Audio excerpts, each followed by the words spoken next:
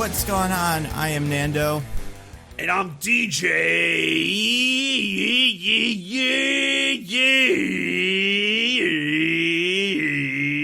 And I'm Diggins. Now imagine, while I was saying that the camera cut 3 different times on 3 different shots of my face. And, yeah, that's the... Oh, and this is Mostly Nitpicking. Podcast where we pick apart a piece of pop culture by looking exclusively at the details. Who are you doing? Are you doing Anthony Hopkins or his trusted lover? I was trying to do Optimus Prime. Oh, okay. I thought you were doing a certain other character. I knew who you were doing, DJ. You were doing Car, I guess? Yes, I was doing Car. From Vroom Car? Yeah. That is correct. I did Car. Probably more appropriate for last week's. Although, no, I think more appropriate for this week's. Yeah, I mean, there were a lot of cars in it. We're talking Which about had more movie. Explosions, Fast X or this movie? This one. This one, easily. This one Easily. put Absolutely. explosions in medieval England somehow. Yeah. All that gunpowder, man. Didn't exist yet. Well, I mean, Well, existed, but was not in England at the time. Hey, listen, we'll get into it. There's a lot of factual inaccuracies with How dare what's you. going on historically. We're here to talk about Anyway. Transformers The Last Night. Transformers 5, this is the 5th one. Yeah. Because Transformers Rise of the Beast is coming out pretty soon. We can't wait. This is the only Transformers movie I've seen in this continuity, because Bumblebee is in a different one. No, same continuity. Nope, they changed it. Are you sure? 100%. It has to not be this continuity, right? Bumblebee was supposed to be a prequel, but then this one did so bad that they turned it into a reboot. Like, in this movie, Bumblebee was fighting Nazis in World War II. Yeah. In this movie, Bumblebee was part of the secret Special Forces squad that killed Hitler. Yeah. Forgot about that amazing shit. So wait, because Nando, you said Rise of the Beasts. That movie, I thought that movie is a sequel to Bumblebee, correct? Yes. Now, it's unclear how much that ties into any of the rest of this shit, though, because I could That's see where them... I'm confused. I did my research. It is a new continuity. It is not tied to these Michael Bay ones at all. But it is a follow up to Bumblebee, the one we're covering in like 2 weeks or whatever. Okay, all right. Well, we're not covering Bumblebee in 2 weeks, are we? No, Rise of the Beasts, Beast Formers. That is a follow up to Bumblebee. That is a follow up to Bumblebee. Great.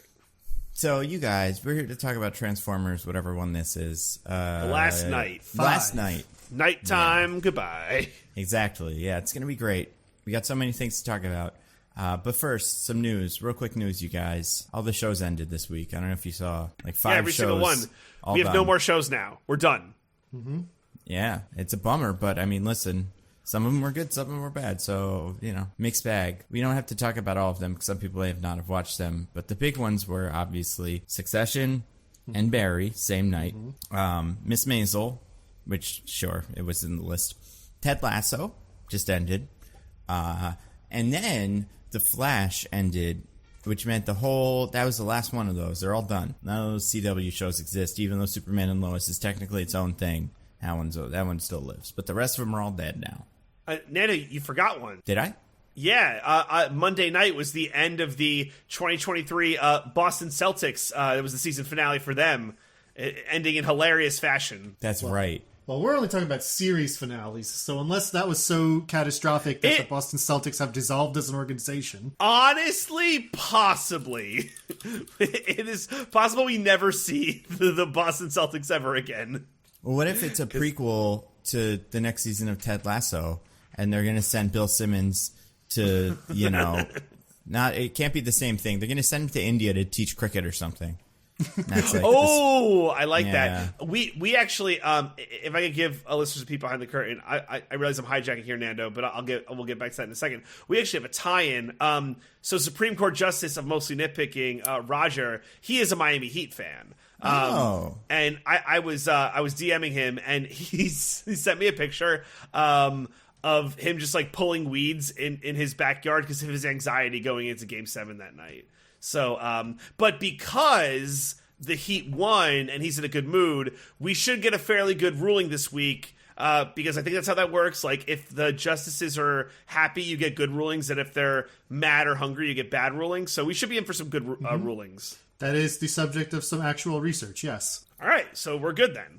And that's why you have to Heaven forbid the constantly Heat feed lost. them, make sure that they don't have to pay any bills. you know, keep them in good spirits generally. Make sure they don't have to worry about their moms or their livelihoods. That's right. And I think I'm glad Roger's going to be in good spirits this week because I'm going to need his help for this IMDb. Okay. It's going to be quite tricky. Wait, Nando, did you have anything else on like shows ending? I don't know. The Flash one was weird because they had everybody come back, and a lot of them didn't make any sense. Even they past all died. Barack Obama? No, not past Barack Obama. Only the Flash characters. He was the Legends of Tomorrow character. Oh, okay.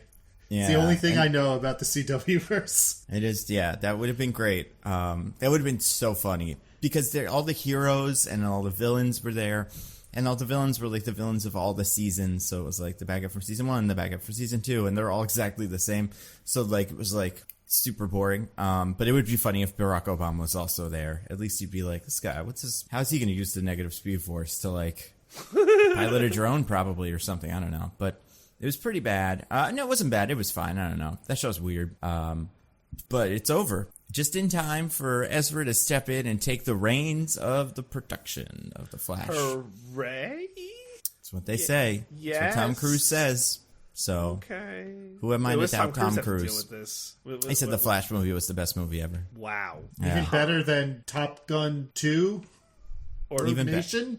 Even better than that Battlefield Earth movie that's Scientology or something. Even better than The Master.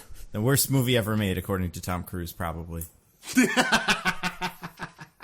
It's going to be good. I mean, we'll see. We got like a week or 2 weeks or something. It's coming out pretty soon. Also, it seems like everybody on Earth has already seen it. They keep doing fan screenings. Except us. I know. I'm like, what do I have to do? You know? Yeah, our podcast is going to be the last 3 people to watch The Flash on Earth react to it. It's quite likely. Nando, the answer is run someone over with your car. I think that's how you get it done. So do that, and you'll probably No. You are allowed to do that if you saw the Hollywood executive burying a body. Well, I was going to say, if I run someone over with my car, that means whoever I saw gets to be in the podcast forever and ever, and we never get to question it. That's the rules. Yeah. And yeah, we're missing out. But that's all the news. There isn't a ton of news. I mean, there's plenty of news, but that's the one that's the funniest. I do feel like there was another funny thing, kind of like Disney closing their stupid hotel, but that was last week. But like, I think there was something equally kind of dopey, but I can't remember.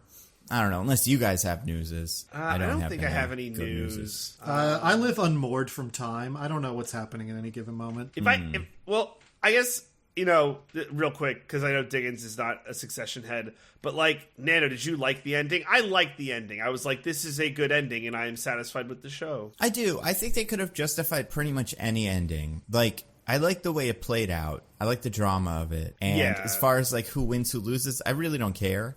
Because there's a world where Kendall wins and it makes sense. There's a world where Roman wins and it makes sense. Not to spoil it, but it's because it doesn't matter. It could have been any of them. But like all of that behind itself, like I do think the thing I like the best about it is that food was the thing again. The rule of Succession is you can't eat food, otherwise you become weak. And they ate a big weird food, and then things didn't go super well. Knock on wood, or spoiler alert, or whatever. But yeah, I'm glad they did that. Yeah, for sure. Yeah, I'm glad it's over. I can't wait for the AI. I don't know if you guys heard that. Some guys are like, man, if we could just use AI, we could recreate all the characters and all the models and have AI write it. We can make a 4th season of Succession. Yeah, so, and I'm sure that will be just as good. Yep. The AI thing this week that got me was the guy who was like, have you ever wondered what the rest of the Mona Lisa looked like? And I was like, no. What are you talking about? There is no rest of the Mona Lisa. It's a painting. What are you talking about? Well, like her torso or whatever, and feet. You want to know what the Mona Lisa's feet look like? Oh my god! Is that what this is about? Those are the feet pics. It always is. Yeah. It's always about feet. I feel like I've seen the Mona Lisa thing. It's pretty weird because it's just more sky and stuff. Although I did see someone, I don't remember who this was, but someone was like, the real test is if we crop the Mona Lisa even more and then let AI fill that in and see what it comes up with. And it should do really well because it steals. So it should have already stolen what the Mona Lisa looks like. And the AI should go, what's Mona Lisa look like? Oh, perfect. But it still looks like a whole monster movie, like horror dream. Oh, yeah. Doesn't it give the Mona Lisa big bazoombas? Yeah, and it gives her like a weird mouth. It's terrifying. I think some of that stuff is good. Like sometimes you see an AI thing and you're like a mountain, and then they put more mountain, and you're like, whoa, it looks pretty close. But man, whenever they have to do a people thing, it just looks so upsetting and scary. And it's what all the movies are going to be soon. Well, yeah, we don't have to deal with these pesky writers anymore. So you know. we're gonna fire all the writers, all the actors, and all the directors after they go on strike, and it's just going to be completely AI-generated movies from here on out. Listen, this is a good start then for us this week, because we have a movie that I don't even think an AI could come up with this. I think this has to be the result of a human brain. You know, it's it's too creative, too chaotic for even a machine. Because at some point the machine would be like, I think we need to scale this down a little bit, you know? Machine would be like, actually, the algorithm said we should have one plot line instead of 8. And, yeah. The machine would be like, hey, we should probably have this little girl come back, right? At some point before the last 10 minutes. But the machine would be wrong, because we're doing Transformers The Last Night, you guys. Incredible. Oh, God, no. Make it stop. Make it stop. This is, so for people that don't know, this is the 5th Transformers live-action movie, 6th if you count Transformers the movie, the animated one. It's the 5th Bayformers movie, and the final one, because, like we were saying, the newer ones, Bumblebee and then War of the Beasts, are not, or Rise of the Beasts, whatever, are not in canon with these. This is also the second Wahlberg one. So for people that are like a little confused about that, yeah, the first 3 were the LaBeouf ones. And then they started doing Mark Wahlberg instead. This is a bunch of other things, but that's all you need to really know. It's directed by Michael Bay. This is, obviously, Michael Bay, the great guy. Would you believe it's written by 4 people? No. You? Get out of here. I know, right? It's written by, I'm going to give you the writers. I think it's actually kind of interesting. So you got Art Markham. This guy's got some credits like Iron Man, with screenplay by credit. Transformers The Last Night, Men in Black International, Uncharted, and Kraven the Hunter. So that's off to a great start. Oh, excited. Yep. I'm worried Matt about Holloway. Kraven now. Matt Holloway seems to be his writing partner because they're all on the same things. Ken Nolan, a couple movies, Only the Brave, Black Hawk Down, apparently. So there's that. Okay. And then Akiva Goldsman, that guy who it's like a lot of his movies are good and then a lot of them are not. And it's like, is he good? We'll never know. Like, he made the screenplay for The Dark Tower, and then he did this, and Divergent, and I Am Legend, and Da Vinci. Maybe none of them are good. Oh, wait, no, because then you got A Beautiful Mind, Practical Magic, Batman and Robin, Batman Forever. So good movies. Lost in Space. Where are the good movies in this? I just said Lost in Space with Joey from Friends. He's in there. So, yeah, I had to watch that again. But yeah, so it's written by all those guys. This one stars... just a cavalcade of actors. Everybody you can imagine. Mark Wahlberg is back. As far as is backs, the only other is back is Josh Duhamel is back. Oh, wait, no, that's not true. Well, Stanley Tucci is back, but not as the character he played in the other one of these. And then you got a whole new cast of characters. Oh, wait, and then that's not true. John Turturro's also back very briefly. Mm-hmm. But he's not even top 10 on the billing for this movie, so that's why I kind of forgot about him. But yeah, you got Anthony Hopkins, Laura Haddock, Isabella Merced, Gerard Carmichael, just a murderer's row of great actors and people we all love. Tony Hale, remember him, you guys? Yeah, Buster. Baby Buster is back to Forky. bust up those Transformers. Yeah, Forky. That's a good point. He kind of learned about, the sentience of machines and things like that, and then brought that to the other ones. And that's not even to say, because we haven't even talked about any of the transforming characters. Obviously, Peter Cullen and all those guys are back, but then you have a whole bunch of other guys that are like, fucking Steve Buscemi is in this, Tom Kenny is in this, Ken Watanabe's guy is back. Yeah. I don't know what the name of the one with the duster jacket is, but he's back. He was in the last one, I'm almost positive. What's his name? You know what I'm talking about? Duster jacket? He's like the other good guy with green on, but he wears like his like...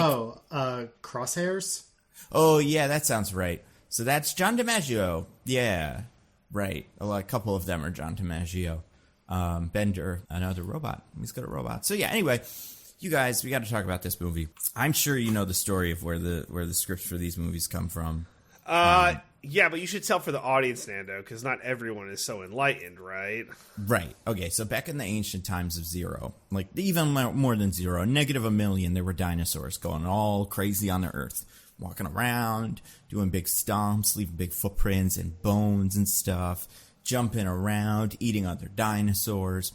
And then they all died because of a volcano. Well, not a volcano, because of, well, I mean, volcanoes were probably involved. It was mostly a meteor, but I bet it made some volcanoes explode.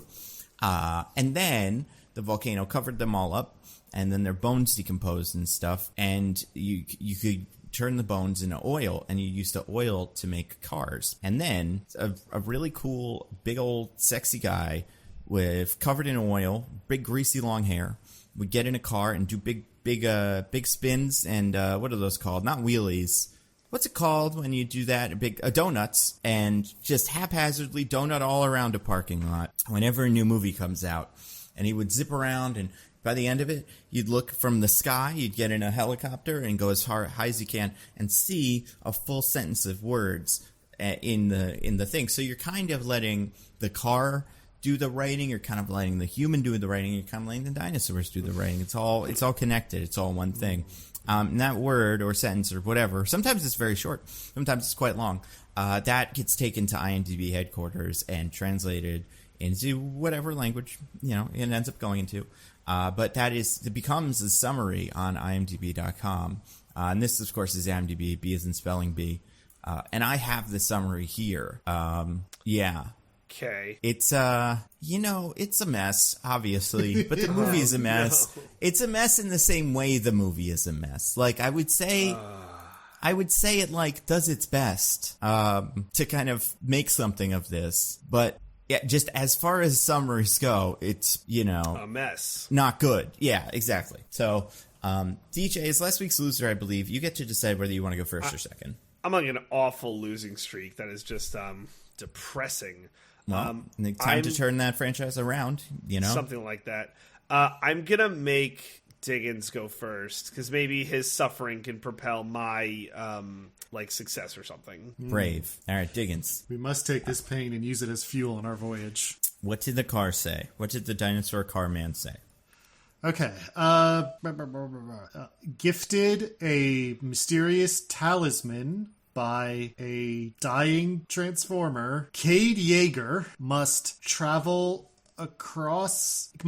to England to save the Earth by finding the power of the Arthurian wizard Merlyn. Okay. Diggins, first of all, without getting into the actual veracity of the summary, I will have you know, I detected a sense of humor and sarcasm in your voice when you said Mark Wahlberg's character's name in this movie, Cade Yeager, as if it's not a normal name that a Bostonian inventor living in the heart of Texas would have. I just don't. I don't think you should be making fun. I'm sure we have a lot of Cades, a lot of Yeagers in the audience listening. You all have normal names for normal Bostonian Texas inventors. You're so right. I apologize. Greasiest men on earth. Yeah. Who just happen to look just like Michael Bay. What a coincidence. DJ, what do you got? Okay. After Optimus Prime has left Earth, Cade Yeager must team up with the remaining Autobots to defeat Megatron and save the Earth from destruction using an ancient power bestowed to him, making him the last knight. Okay. Oh boy. Diggins got 0. Oh yeah.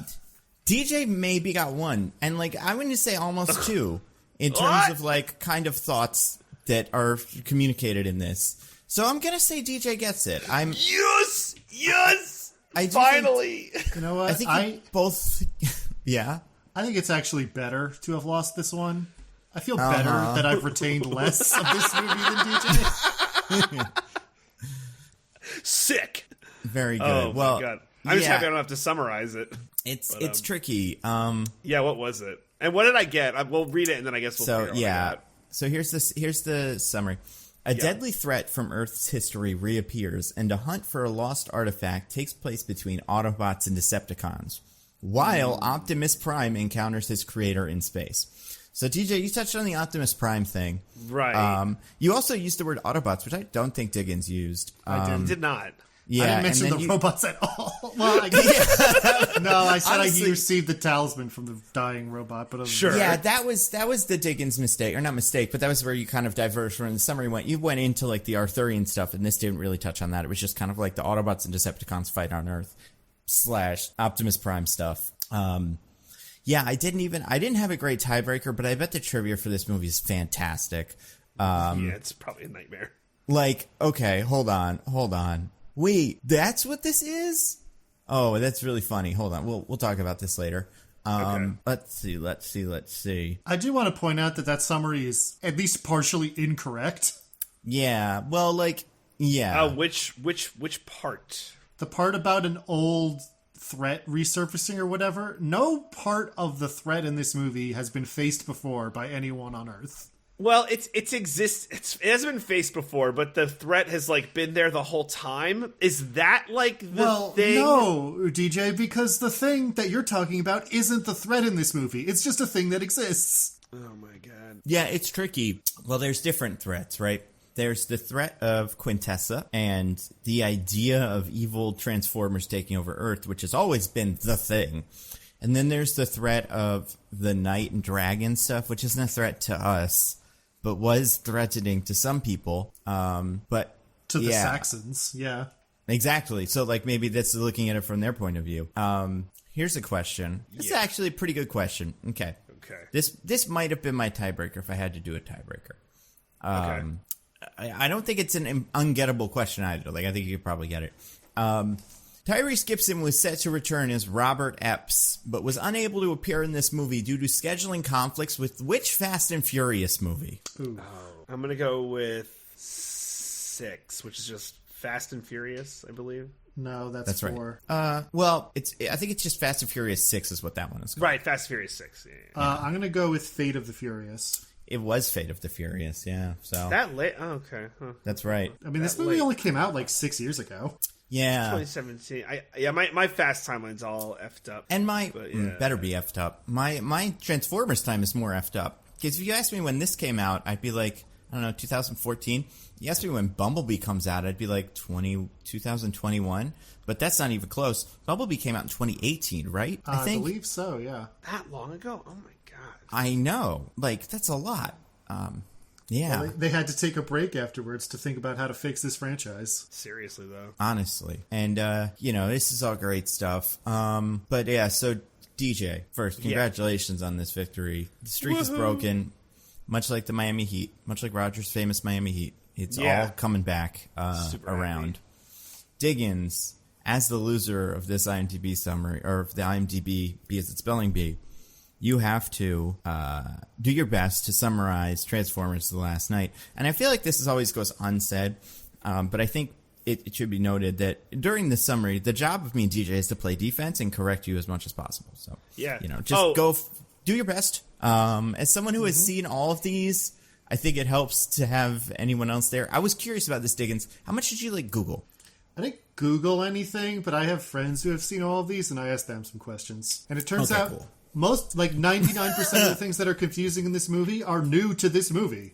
Yes, so it's just bad. Not to spoil my opinion. How dare you? But yeah, so Diggins, go ahead. DJ, do you have something you want to add? I do. And I very quickly intercede. So last week, the Fast X summary, this is from Supreme Court Justice Roger. He's also our stats guy. It took all of us a total of 26 minutes to summarize the movie, which was the longest summary so far of the year.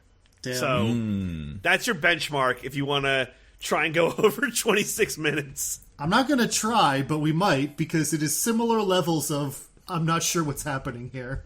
Fair enough. All right. So we start in King Arthur times, England. They're fighting.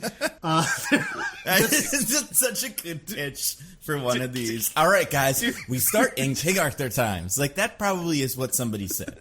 Do you remember the Chiron from what it said, when it was? It's 1,600 years ago. They just said the Dark Ages. That's right, it was the Dark Ages. Throw that out there. Just fucking... Sure. Yeah, exactly. So yeah, King Arthur times. The Britons are fighting the Saxons. Not that the movie ever tells us that. They're just some dudes they're fighting for reasons that are not clear to us. Nor do we understand what the stakes are. Nor is the choreography good enough for me to understand what is happening moment to moment. I was never entirely clear if they were retreating or fighting or what. Yeah. Anyway, they're losing. And everyone's like, we have to do something, King Arthur. And King Arthur's like, Merlyn's going to save us. And everyone's like, Merlyn sucks, my liege. Merlyn is a total douchebag. He's a real tool. Such a knob. You can't rely on a knob like Merlyn. And then Merlyn is Stanley Tucci again, even though he was in the last movie, I hear. But he's not a scientist or something. I don't know. He was like a CEO, but he did. At one point, he holds up some transformium, which is like the magical element, and turns it into the Beats pill and says that. And you're like, ooh, how much did they pay for that? God. And then we cut to Merlyn, and he's like a drunk fool for no reason. I don't know. Anyway, he goes to see some Transformers who are hiding out on Earth, and he's like, please, it's very important that we defeat the Saxons for reasons that are not clear to anyone in the movie. Please help us. And they're like, fine. And they give him a magic staff that makes them turn into a dragon, and then they win the battle. Anyway, 1,600 years later, all Transformers have been declared illegal. Why? Shut up. That's accurate. I mean, the answer is because they kept Transformers. There were so many Transformers movies that eventually somebody had to be like, these guys aren't super cool. Yeah. They're way more illegal than they usually are, though. Like, they're illegal enough that by this time you'd be like, what happened last movie that's different from what happened in the end of movie 1? And the answer is nothing. So all Transformers are illegal, even though the existence of the big badge they wear on their chest that says if they're good or evil or not exists in this franchise, but that's not good enough. It doesn't matter if your big badge on your chest says you're good. You're still illegal. I mean, Diggins, you said you have seen Bumblebee, right? Yes. So John Cena does get that line in Bumblebee. They're like, why are we going to trust these guys? They're called Decepticons. Like, that's the first time in any of these movies that anybody has questioned that. But my point is, back then, they didn't know. Like, yeah, it's a really suspicious name, but it doesn't necessarily mean anything. This is 5 movies in where the Decepticons have always been evil, and the Autobots have always not been evil. Yep. But that's not important. We're in the ruined wasteland of Chicago, where stuff happened, I guess. I don't know. There's some kids. It doesn't fucking matter. They never come back. They're breaking in. They meet another little girl who's hiding out there with some Autobots, which also doesn't matter.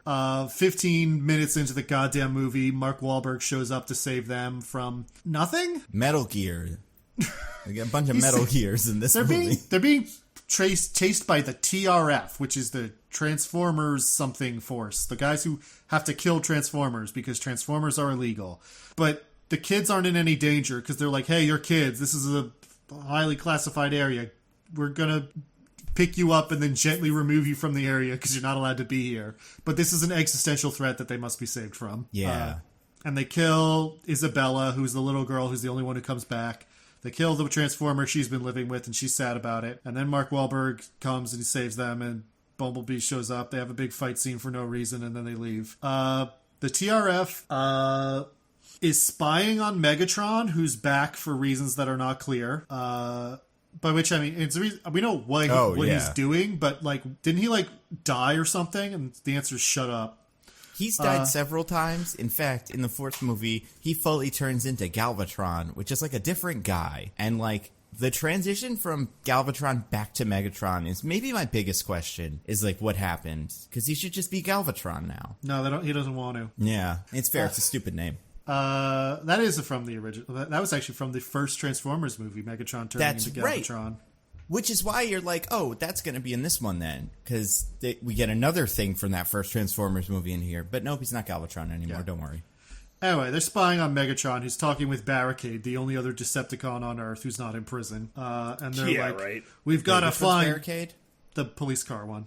Oh, right. The one for the first movie that they forgot about. Yeah. Have you ever heard that? That one? There's like 7... I was not familiar with that. There's like 7 Decepticons in the first movie, and only 6 of them show up to the final fight. And everybody's like, what happened to that one police car? And they're like, whoops. So I guess it's just been hanging out. Yeah. Incredible. Love that. Love that. And Megatron's like, there's a super special cool weapon thing that we've got to get. And the TRF says, like, that sounds bad. So clearly our only logical course of action is to team up with Megatron to find the weapon thing that he wants. Yeah. And arrest the Autobots. Yes. What about this is confusing? Yeah. So a deal that they never even pretend to try to make Megatron follow through on. Mm-hmm. Well, they tell him to not be bad and stuff. Yeah, that's they're like don't, and they don't let him use all of his buddies. He couldn't use like Rampage or something. Yeah, Berserker. Rampage. Not allowed to use Berserker. Yeah. Yeah. So they have a secret meeting with Megatron out in the desert where Megatron's like, release all of my guys. And they're like, no. And he's like, do it. And they're like, okay. Except Berserker. He's the Except only Berserker. one. We won't And let Berserker go. And that's the one time Megatron is like, I guess I can see your point on that one, actually. Yeah. Also, like, one of the guys is like, he has to wear an ankle monitor or whatever. It's like weird that like it's the scene with these lawyers and fucking they're trying to negotiate with Megatron, and the lawyers theoretically have no leverage. Like, it's weird that like Megatron's just like, I'll just kill you right now. Like, you guys can't beat me. I'm fucking Megatron. But they have nothing but leverage because Megatron is offering them nothing. Yeah, and Megatron, like, by this point in the Transformers series, the humans have figured out how to kill a Transformer pretty well. You shoot him with special bullets, it's not that big of a deal. So, like, Megatron should be in a lot of danger. I think the weirder part of the scene is they're calling someone. I assume the president is on the other end of that phone. Sure. And he's just got a bunch of action figures in front of him, really trading cards. He's not Berserker, no thank you. No. But, like, there's somebody that is okaying these that is not important enough to be at the Megatron meeting. Right. Yeah, right. So Megatron gets them to release all his guys, who are a bunch of new guys who've never showed up before. Yeah. And they have a big Suicide Squad montage of the team getting together. Oh, so bad. So good. And we cut to the junkyard where Cade Yeager lives now with Jared Carmichael and all the Autobots who aren't Optimus Prime. Oh, Optimus Prime's in space. He launched himself into space at the end of the last one to fight the creators or something. Anyway, I think all he says in the end of the movie is like, I'm going home. And then he just jets, rocket boots come out of his feet that we've never seen before, and he flies into space. It's incredible. So weird. And he's not even flying in space anymore. He's just frozen drifting in space. Yeah, you know, the thing that would happen. Funnier. So wait, that's the only accurate part of this movie is that he goes into space to be frozen drifting? Yes. So he ends up on, God, what's the name of the Cybertron? Yeah. That's right. Which is, like, destroyed and, like, falling into pieces, literally. And when he's there, he meets Quintessa, who claims to be the creator of all Transformers. That's correct. And she's like, you destroyed Cybertron. And Optimus Prime's like, what? No, Megatron did that. And she's like, shut up. And then I guess she brainwashes him to be like, you have to go get me this Merlyn staff so that we can drain all the energy from Earth, put it into Cybertron, so Cybertron's good again. Also, Earth is Unicron. Yep. Yeah. What was that? That just like, gets dropped like so casually, and also they don't explain what that means. So they just say it. If you don't know who Unicron is, it doesn't make any sense. I.e. me, I have no idea who Unicron is. Unicron is like the devil of the Transformers world, but he's a real guy who is a transforming planet. Yeah, I would say the closest analog to Unicron, he's kind of the Galactus of the Transformers, where he just shows up and eats your planet and stuff, and like, but he is show up. Earth in this. Never in the comics. He's just a big floating rock of computers and stuff. But yeah, in this, for some reason, he's in the rock. He was Earth in the Transformers Prime continuity. Oh, I did not know that. Yeah, but that's the only other one. I would say it's interesting because we have, what's her name? Do you recognize our Quintessa here? Gemma Chan, right? Yeah. Oh, okay. It's interesting. She loves movies where there's some robot thing in the center of the Earth. And the robots have to fight over whether it gets to be born or not. They're her favorites. Incredible. Anyway, I hope you liked that scene because it's the only scene we're getting with Optimus or Quintessa until the last 15 minutes of the movie. Yeah. So then we're in the junkyard with Mark Wahlberg. Isabella, the little girl, snuck in somehow and is here, and she's like, I want to stay, and he's like, no, and she's like, I know how to fix Transformers, and he's like, fine. They give Bumblebee Siri's voice, and that's so funny, you guys. It's so funny that he's talking like Siri. So dumb. I'm skipping over so much stuff that doesn't matter, by the way. I mean, yeah. This is like 40 minutes into the movie. Of a 2.5 hour movie. This movie's so long. It's so long. It's incredible. It was apparently an hour longer in the initial cut. Oh my God. And then Michael Bay wanted to send that to theaters. Not like all right, this is everything, but clearly we're going to edit this down. He was like, give me a 3.5 hour Transformers movie. They didn't do it. Anyway, so then the Decepticons and the TRF show up to arrest them, and they're like, oh no. So all the Autobots try to escape. They go to like an abandoned city where they have a showdown with the Decepticons while the Dinobots, whatever you call them, ambush the TRF and just like absolutely ruin their shit. And the Autobots also absolutely ruin the Decepticons' shit. Literally everyone except Megatron, Barricade, and Nitro Zeus die immediately. And we get to one of the big problems of this movie, which is that when it actually comes to a fight, the Autobots are never in any danger of losing. They win pretty much instantly. So most of the movie has to be about making sure that there's not a fight. Yeah, and I think it's interesting because they introduce a new superpower for Bumblebee in this movie. So even if you think the Transformers lost the fight, just kidding, they're fine. Bumblebee can disassemble and put himself back together. Yeah, he Iron Giants. In the last movie, there was like the Transformium could turn into like nanoparticles and shit, but this is brand new. I don't know where this came from, besides just the idea of like ripping all the arms off your Transformer toy as like for fun. Because like, I don't think this is ever what they do. I mean, I'm sure it's been done in some continuity, but not usually how Transformers work. I'm not actually a big Transformers person. I don't know a lot about Transformers. So. I mean, you know Nitro Zeus. That's the most important one. Yeah. Yeah. So they escape because they kill most of the Decepticons. But Cogman shows up, who is a little robot butler man, who's also a Transformer, but we never see him transform. And he's like, Cade Yeager, you have to come with me, because Cade has the little talisman that a night robot gave him at the beginning of the movie, and it like goes into his skin or something. I don't know. And he's like, this is important, and you need to come with me to England to talk to Anthony Hopkins. And Cade's like, what? And Cogman's like, just go with it. And Cade's like, okay.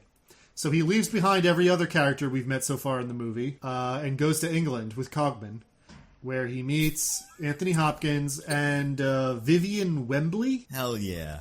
Who is the new Megan Fox, which is to say, she is a woman given an utterly thankless role in a Michael Bay movie. Yeah, and she's like, this is the fourth Megan Fox, too, if you count Megan Fox as the first one. Yeah, she gets replaced in 3, and then in the fourth one, it's the daughter who is technically legally able to have a relationship with the boyfriend. Right, because of the card he keeps in his wallet. Because the card he keeps in his wallet, yeah. But this one is new. They gave this actor the Herculean task of being attracted to Mark Wahlberg as a character, trying to figure out how she wants to do that. Yeah, and they don't throw her any bones here. He's never nice to her. He never does anything heroic or admirable. It's just like there's nothing to hang on there. I guess he has abs. Really awful. That's about it. He does have abs. Yeah. And it makes her just like get so weak at the knees. And those abs are incredible. He knows one poem or saying or something. Yeah. He knows an extremely famous quote from one of the most famous sci-fi writers of all time. Yep. And she's impressed by that. An academic. Well, it's unclear. I couldn't figure out what her deal was. Does she have really high standards, or is she just also very unlikable? What are her parents haranguing her for in the beginning of the movie? Halfway through the movie. Finding herself a darn man. The only thing a woman should be doing, Nando. Right, but is it because she, like, is it one of those, like, she can't keep a man, or is she too busy working? Because it's always one of those. And I couldn't figure it out with her.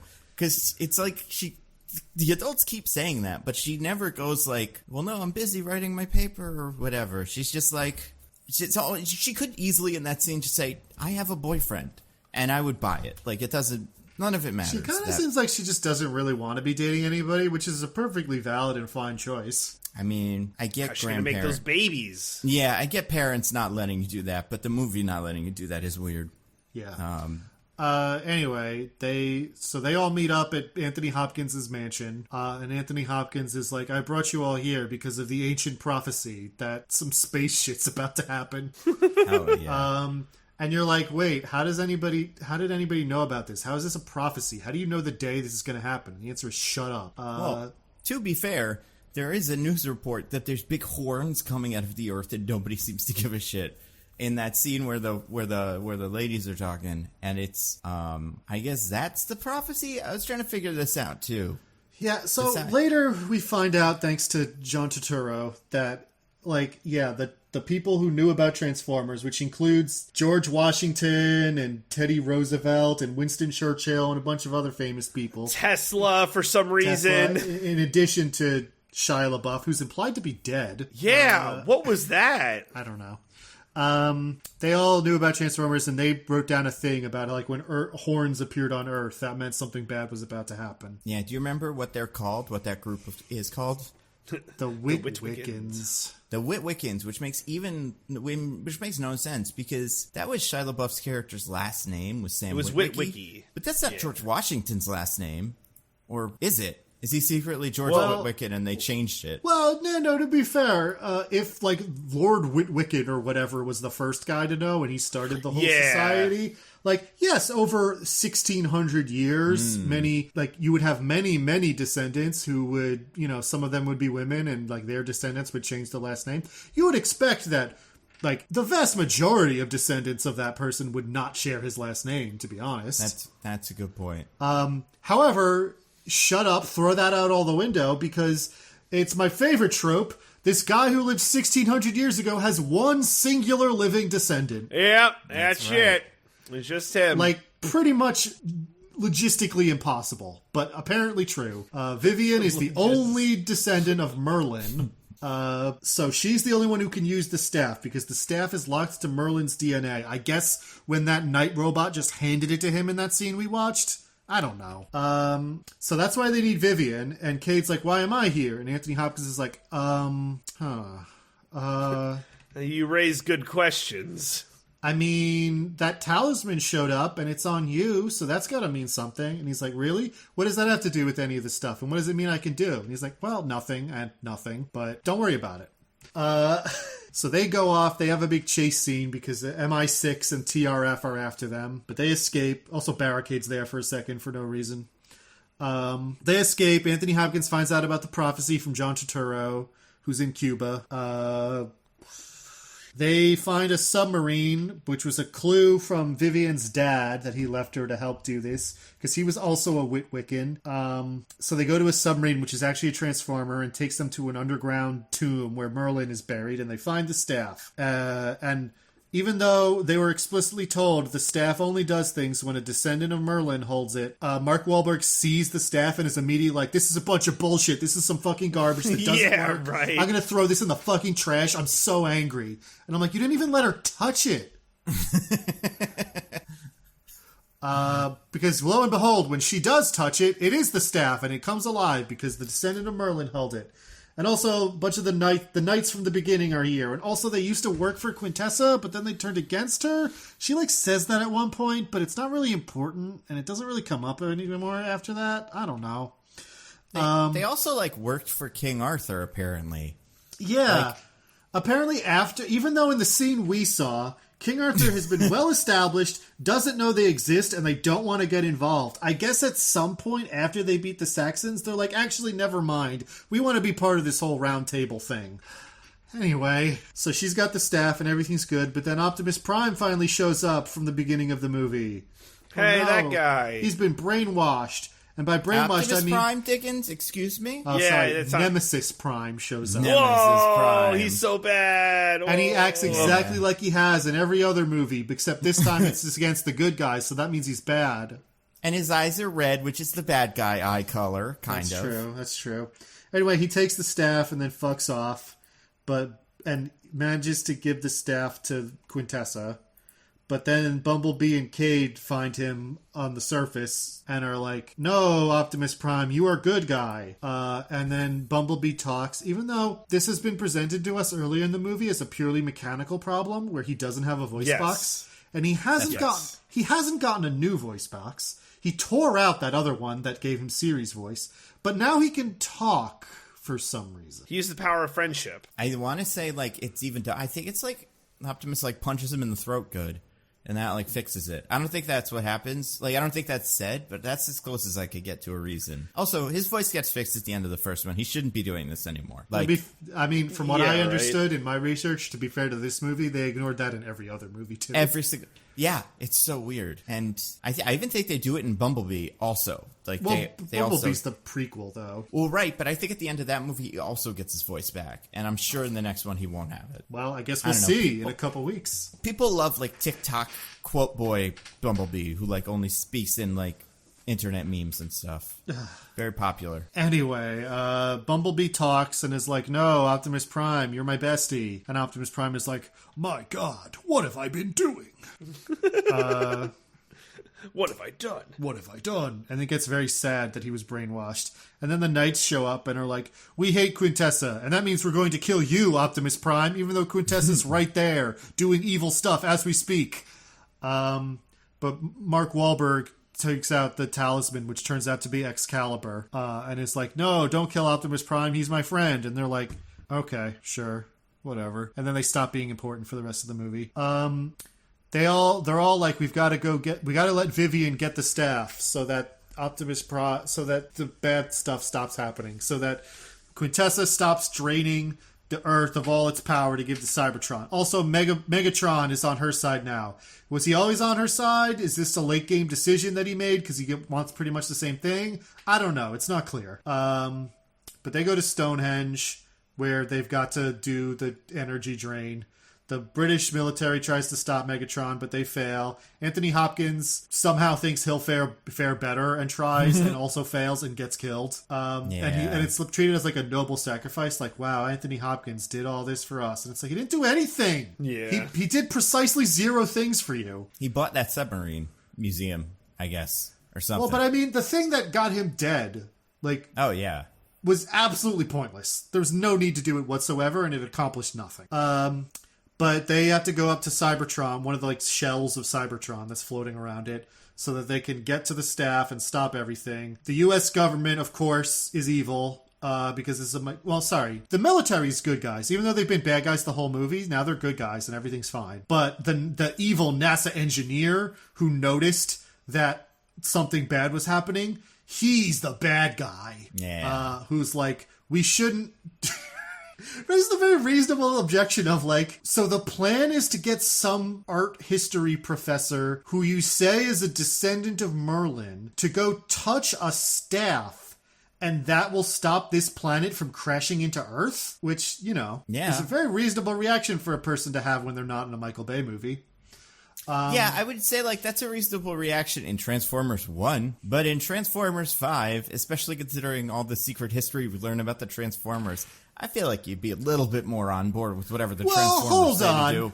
Did the other Transformers movies have descendants of wizards wielding magic staffs to fix the problem? I mean, they have secret dinosaurs. Like, at a certain point, if the Transformers were like, hey, by the way, all the spiders are little guys, and you need everybody to get your spiders and throw them at the sky, and that's what we'll use to kill them. I just go, I guess. I haven't checked what... These guys seem to know what they're doing, so who am I to say, no, I know better than Transformers? Right. Every time some character says that, he's a suit who dies. This guy doesn't die, though, right? He survives? No, he's fine. Yeah. But his plan doesn't work. Well, his plan does work. 100%. They, like, blow off a piece of Cybertron that crashes into the platform where the energy drain is happening and, like, knock it off Cybertron to fall through the sky. And that 100% works. And you're like, well, all right, the thing that was focusing the energy drain is gone, so I guess we're fine now, right? But no, the sheer narrative power of the Transformers must always be right. Makes it so that doesn't fix the problem for no reason. So they go in there. Once again, they get into a fight that they immediately win. Optimus Prime cuts off the heads of a bunch of demon Transformers, and then cuts off Megatron's arm, and then kicks him out of Cybertron. Literally. So funny. Like a badass. Like, immediately. immediately. Oh, you think he's dead? I think he would have come back if they made another one of these. Oh, that's a good point. Yeah. Yeah. Like this scene takes truly like 1 minute for him to do that. And then he goes up to Quintessa, and again, immediately, Bumblebee shoots her, and she dies. Mm-hmm. Well, because he didn't know my friend, Bumblebee. And then Bumblebee just shows up. And then shoots her.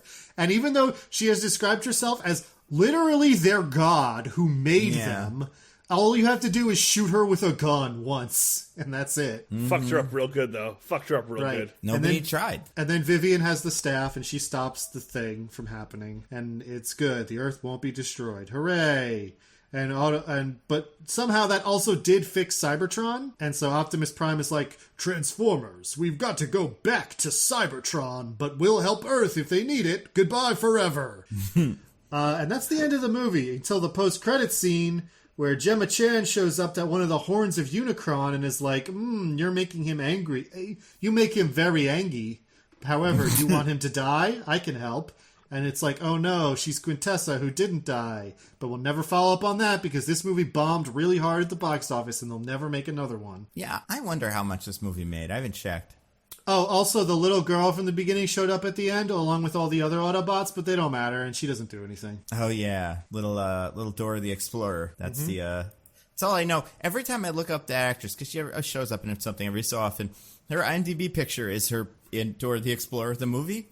And I'm like, she kind of looks like that now. It's been like 5-6 years, but I guess she just likes it and she's really into it. I don't know. Anyway, I also feel like Gemma Chan's sentence is weird. What, the one she says in the post-credits scene? Yeah, right? Because he says like, so I had to look this up.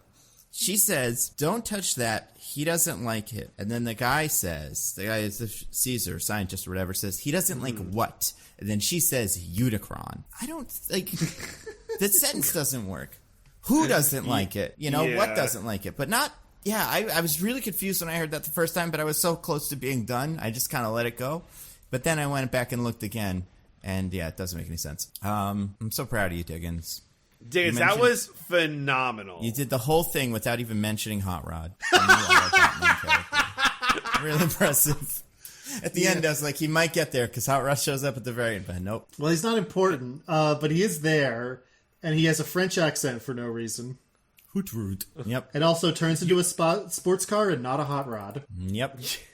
Also, Diggins, you did leave out a couple points I just want to put in here. Boom, pow, boom, pow, boom, boom, pow, pow. So you honestly probably did cover more of the movie there than I did. Well, you also left out a lot of important stuff like Bud Light. And Casio watches, and I don't know, Cisco systems, some other things. Those are usually pretty important in these. What was the thing? They had a machine.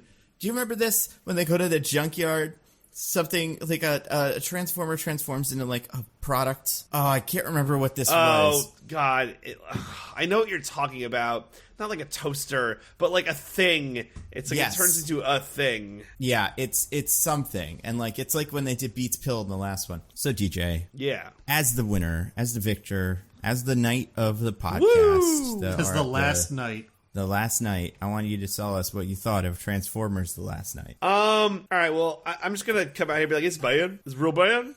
I think to call this movie an atrocity is an understatement, and I really just think that it's crazy this dog shit thing exists. Wait, oh my God, what's that?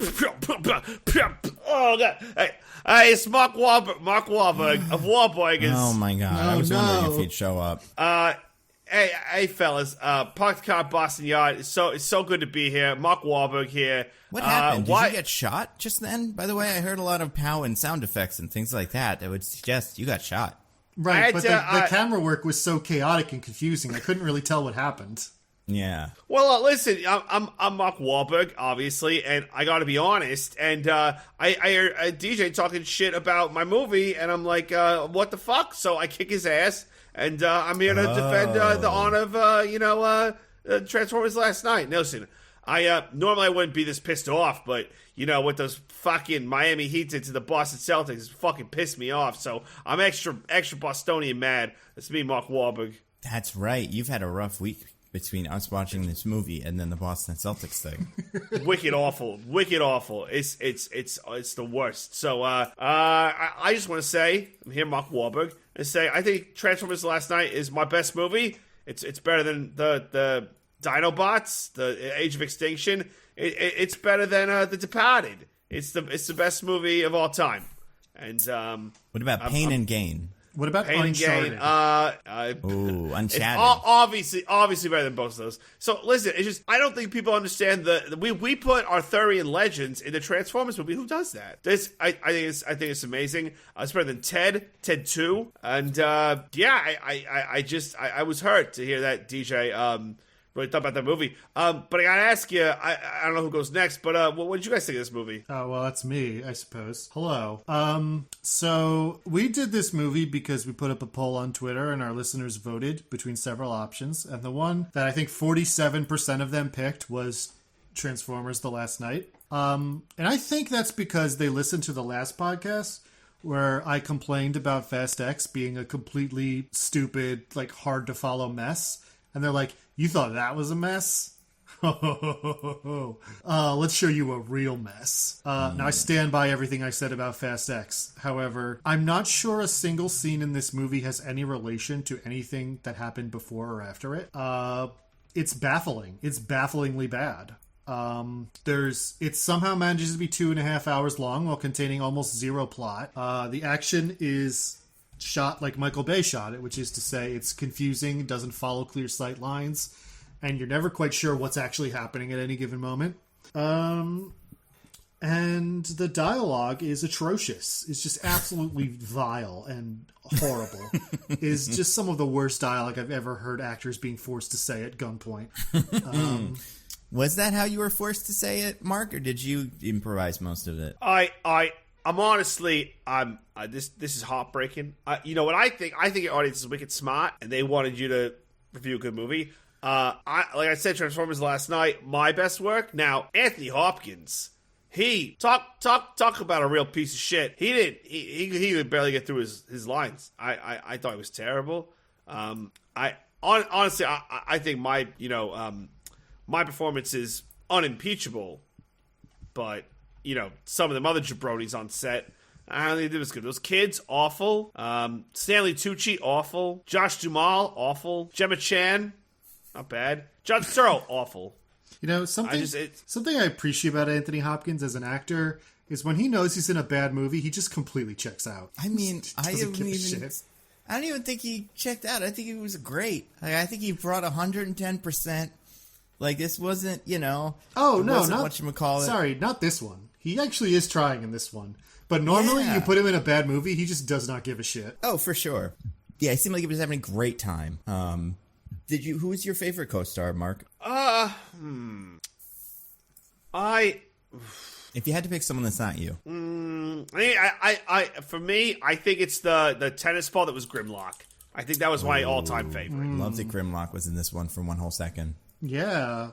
I think it might have been 2 whole seconds, Nando. That's true. It's hard to tell. As bad as the Transformers all look the same, the Dinobots really all look the same. Because they don't even have colors. They're all just silver bullshit. As a fan of the Transformers, I do think the Dinobots were done particularly dirty in these. And Grimlock is perhaps the biggest casualty of the Bayformers. Save for one, who we'll get to. As far as the actual, what happened to them versus what they should have been. Listen, I hate to say this, fellas, but, and I'd love to hear Nando's take, but if this is how you all feel about my movie, I might not call Mostly Nitpicking ever again. This might be it. This might be it for Wahlberg on this podcast. And not just me, all the Wahlbergs. Donnie Wahlberg, Have the other Wahlbergs ever been on the podcast? No, but they won't. This is it. We haven't asked, to be fair. Yeah. Well, I'm going to call them right now and say you stay off Mostly Nitpicking. A bunch of jabronis. The Wahlbergs. There's a third one, right? There's Donnie. Curly. Osmond. Yeah. Yeah, Osmond Wahlberg. My favorite. There really are. There's 3. Wahlberg brothers. Okay, let's see what it says. Paul. That doesn't seem right, but I think it is. Oh my God! Do you know how many siblings you have, Mark? I can't hardly keep track. You have 8 siblings. 8? Dang. Yeah. I know, right? That's so many. Well, I come from a good, Boston family. We love family so much. We just got to make more family. It's Why are as you I in say, the Fast and Furious movies, Mark. they couldn't handle me. They think they could. If they had one totally set in Boston, set in L.A., I would do it. But I don't think they could take me. If we didn't insist on doing this weird reverential thing whenever an actor who's in a big franchise movie dies, I think they should have recast Brian as you. Oh, now that would be great. I think. But could I have my accent? Yeah. The one that you only bring to this podcast? And also, I gotta let the viewers know, or the listeners know. It's a podcast. Is like, how's the Mark Wahlberg? It's not someone else. Well, obviously, my Mark Wahlberg accent is how people would know that it's me. Also, Brian usually has 8 lines a movie. He does not speak very much. We would easily forget between scenes. It was weird too, because you'd have to bulk down because you're very muscular in this, and I don't think Vin would approve. So, do you like my abs at least? I thought my abs were cut. They were kind of upsetting. Remember when the big talisman started going towards your dick? Yeah. Did it cut your dick off? What happened there? Was that somebody with a green talisman on your body? How did they make that effect happen? Because it looked actually real. just green paint. They painted me green. And then Vivian was kind of implying she wanted to touch your dick. Yeah, I mean, I keep it professional, but sometimes the ladies they want a piece of little mock, mocky mock. Wait, Mark, are you saying that wasn't in the script and that was just the actress reacting in real time to seeing you with your shirt off? I'm not gonna say, but there's sometimes we don't need all that Hollywood magic to make this happen. That actually does kind of explain what the romance is. There is no romance between these two characters, but for 1 second, you're like, she actually does want to bone down with this guy. It's because the actor and him really want to in real life. Yeah, absolutely. What did you put on your body every day before this started? Did you roll around in mud? Was it grease? What were you covered in? I was always so curious about this. Oh, did you get so much greasier since the last movie? Did you get baby oil recommendations from The Rock? Actually, no, I did not. But so what I did was, as you know, I own a restaurant chain called Wahlburgers, and what we did is we would get the grease runoff, and then I would take that and I would lather it all over my body. So it's called Wahlburgers grease runoff, and it's good for the environment because we don't have to throw it out. I just rub it over my body.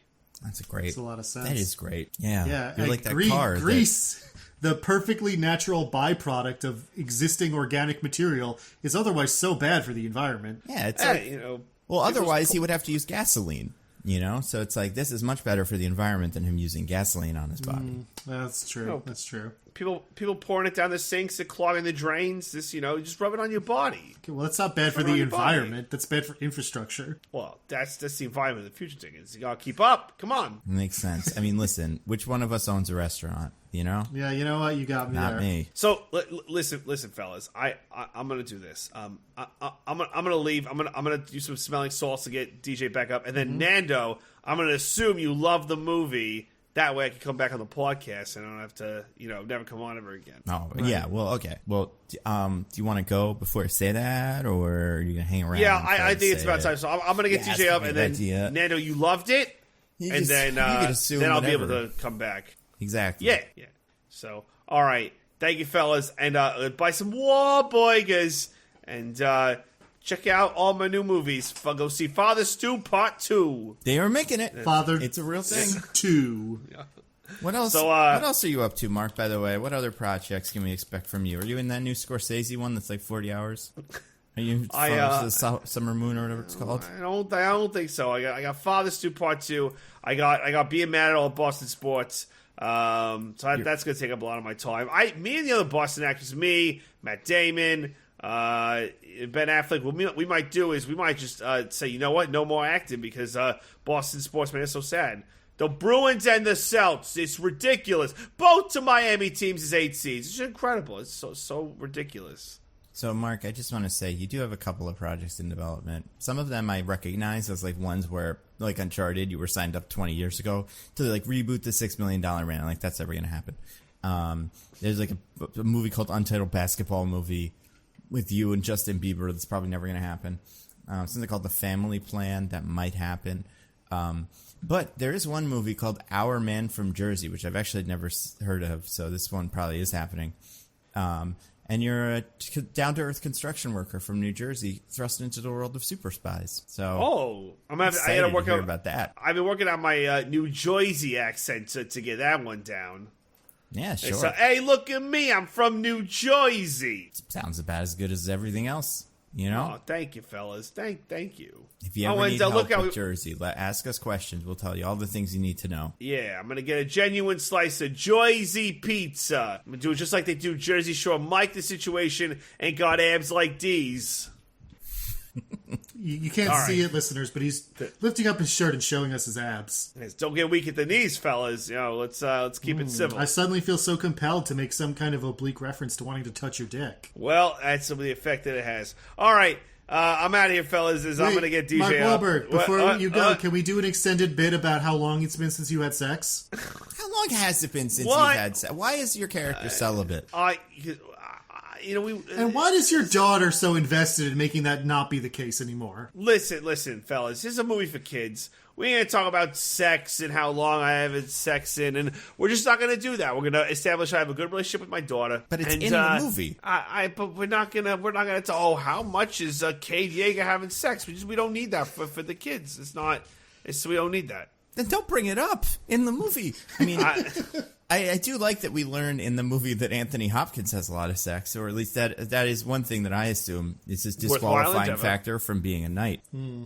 But yeah, I don't understand why Cade Yeager isn't having loads of sex. Besides the fact that he's awful. He's a bad person who's kind of racist. Says that he's very bad to be around. Yeah. Yeah. He smells like bacon grease, apparently. La, can't hear that. Transformers was perfect. Thank you, guys. Keep it up, and I'll see you on the next podcast. All right, I'm out. Marky out. Bye, Mark. Thank you so much for coming on. I hope they put some Marky Mark and the Funky Fresh Bunch in the new movie, because it's set in the 90s. I could see the kids that are driving, the kid from Hamilton is driving the car and just plays something, and it's like, oh, this actor sounds, or this musician sounds like he'd be a bad actor.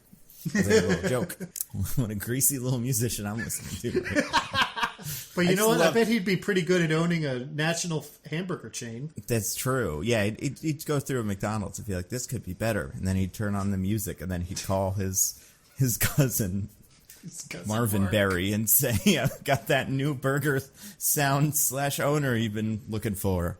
But yeah, so DJ, are you back? Did you get the smelling salts? Oh, I did. That was okay, was terrible. I can't believe that fucking Mark Wahlberg broke into my house and beat the shit out of me again. I feel like this has happened before. Who's better at beating you up, Adam Driver or Mark Wahlberg? Oh, easily Mark Wahlberg. Have you seen those abs? He just crushes me with those abs. I mean, we've also seen Adam Driver's tummy, and that's something. That's true. You know, I'm not gonna completely discount it, but Mark Wahlberg does have abs. This was right after the steroid movie, right? Probably. It had to have been. It feels like it's right on the mark of that, like on the heels of that, which was also Michael Bay. Oh, indeed. I like this movie, actually. Oh, really? I like Cogman. I think Cogman's pretty good. Everything he's doing, I think, is great, and everything else is kind of dumb. I think all the Transformers are bad in it, and I think all the ancient Arthurian stuff is pretty bad in it. But every so often, Cogman shows up to do something, and he's fantastic. He's singing. He's doing piano. He's fucking throwing Mark Wahlberg over his shoulder. It's pretty incredible. There's no explanation for what Cogman is, why he looks like that. No other Transformers ever looked like that. They're usually cars. Why has he been serving this family for 1,000 years? Yeah. Why is he even there? Like, what does he do? Is he just a servant? That's the best use? Why not send that guy to kill some Nazis, too? Yeah, he's just like a butler. He's just Anthony Hopkins' butler. Yeah. And none of the other Transformers have heard of him? He would be such a big deal if we had a Cogman of people, and you went to a place where he lived. You'd be like, let me find that Cogman guy. Some of these Transformers are just like, who's this? Get out of here. Also, he's got this weird, like, kind of, I don't know what to call it, but, like, his design is, like, it's got that kind of steampunk aesthetic, but that's not the Transformer aesthetic. It's something else. I would buy that he is not a Transformer, that he is just a robot from another... He's just a robot. Exactly, yeah, he's from another movie, and he just kind of is still in this one as well. And, like, maybe they were trying to get a Cogman spinoff going. Did you guys know who voices that guy? No. Sir Anthony Hopkins. I wish. Not I wish. That would actually be really funny, though, watching the scenes where he is playing off himself. Yeah. But no, it's an actor who I'm not super familiar with, but it's the voice, or not the well, he's the voice, and he's also the face and body of the butler in Downton Abbey. So, and that's the only reason he was cast. That's right. When they pitched this role, they were like, we should get that guy, and then they were like, we did. And then someone else was like, get the fuck out of here. But then they were like, well, we got Anthony Hopkins. We could get anybody in these. And they did. But yeah, no, this movie's pretty weird. It's definitely... I don't know if it's the worst one, honestly. I think the second one is the worst Transformers movie. Ooh, really? Yeah, I really think the second one's genuinely just, like, bad. This one is so weird that it's kind of interesting. It's a huge mess. The Transformers, like I said, Transformers are all bad in it. They've never been worse. But also, all the people are so weird. All this stuff with the sex... and Mark Wahlberg and Peter Quill's mom, all the stuff with Little Dora the Explorer just being in there. I don't know if you guys remember the ad campaign for this movie. Kind of sold her as the main character, which was so funny. That's not true at all. Yeah, they had a whole commercial that was the kind of Girls Get It Done commercial for this movie about her. And if I remember correctly, she like sat in the set, but like in character and like talked to camera, was like, they say only boys could do Transformers. I say they're wrong or whatever. I feel like I might be hallucinating this, but I'm pretty sure this exists. Either this is real or this is a fake commercial in the world of the boys for their Transformers movies, but I don't think it is. Nando, are you worried about getting beat up by Mark Wahlberg? Is that what's going on here? I mean, listen, I loved Cogman. I really did. I think as a Transformers fan, I thought he was great. I hated everything else that was in it. All the action was bad. I mean, there's the one thing that's the worst thing, which I do think we have to start with because it's the most exciting thing in this movie. Which is, and I'm sure and Diggins kind of got at it, but not quite in specificity, is the aspect ratios. Oh, yeah. It's like watching a fucking strobe light for some reason. And for people that don't know, not familiar. I mean, people know what aspect ratios are. The little bars. But, like, it's, they different cameras give you different aspect ratios. And since most of this is CGI anyway, different CGI decisions are, how much frame we have. They love their IMAX now. So, like, everything's IMAX vision. And that means it's bigger frame. But, like, that usually applies to, like, for people that haven't seen this, but, like, you're kind of familiar. You remember, like, the end of Black Panther when they're all fighting on the boat. And then you go do Namor versus Shuri stuff. And then you get Letterboxd for a little bit. So it's like, ooh, serious movie stuff. And, like, that's usually how this works. In this scene, in this movie, there's that scene where everybody's just talking at Anthony Hopkins' house. And every character got a different aspect ratio. It is unbelievable. Like, no movie has ever done this since then. And apparently, it's because Michael Bay just likes trying new stuff out. But, like, you kind of figure that wouldn't mean just, like, random bullshit. Like, it wouldn't be, like, it'd be like if one camera was just upside down. Like, one character was upside down the whole time, but not like they were upside down like Batman. They were just like that. The camera was clearly on upside down. And it was like, I just wanted to see what it would look like. Because it's a horrible decision. I hate aspect ratios in general as a product of filmmaking, but I get it. Usually. But in this, every single shot has a different aspect ratio. It's fascinating. Yeah, normally you change the aspect ratio in order to accomplish some desired effect.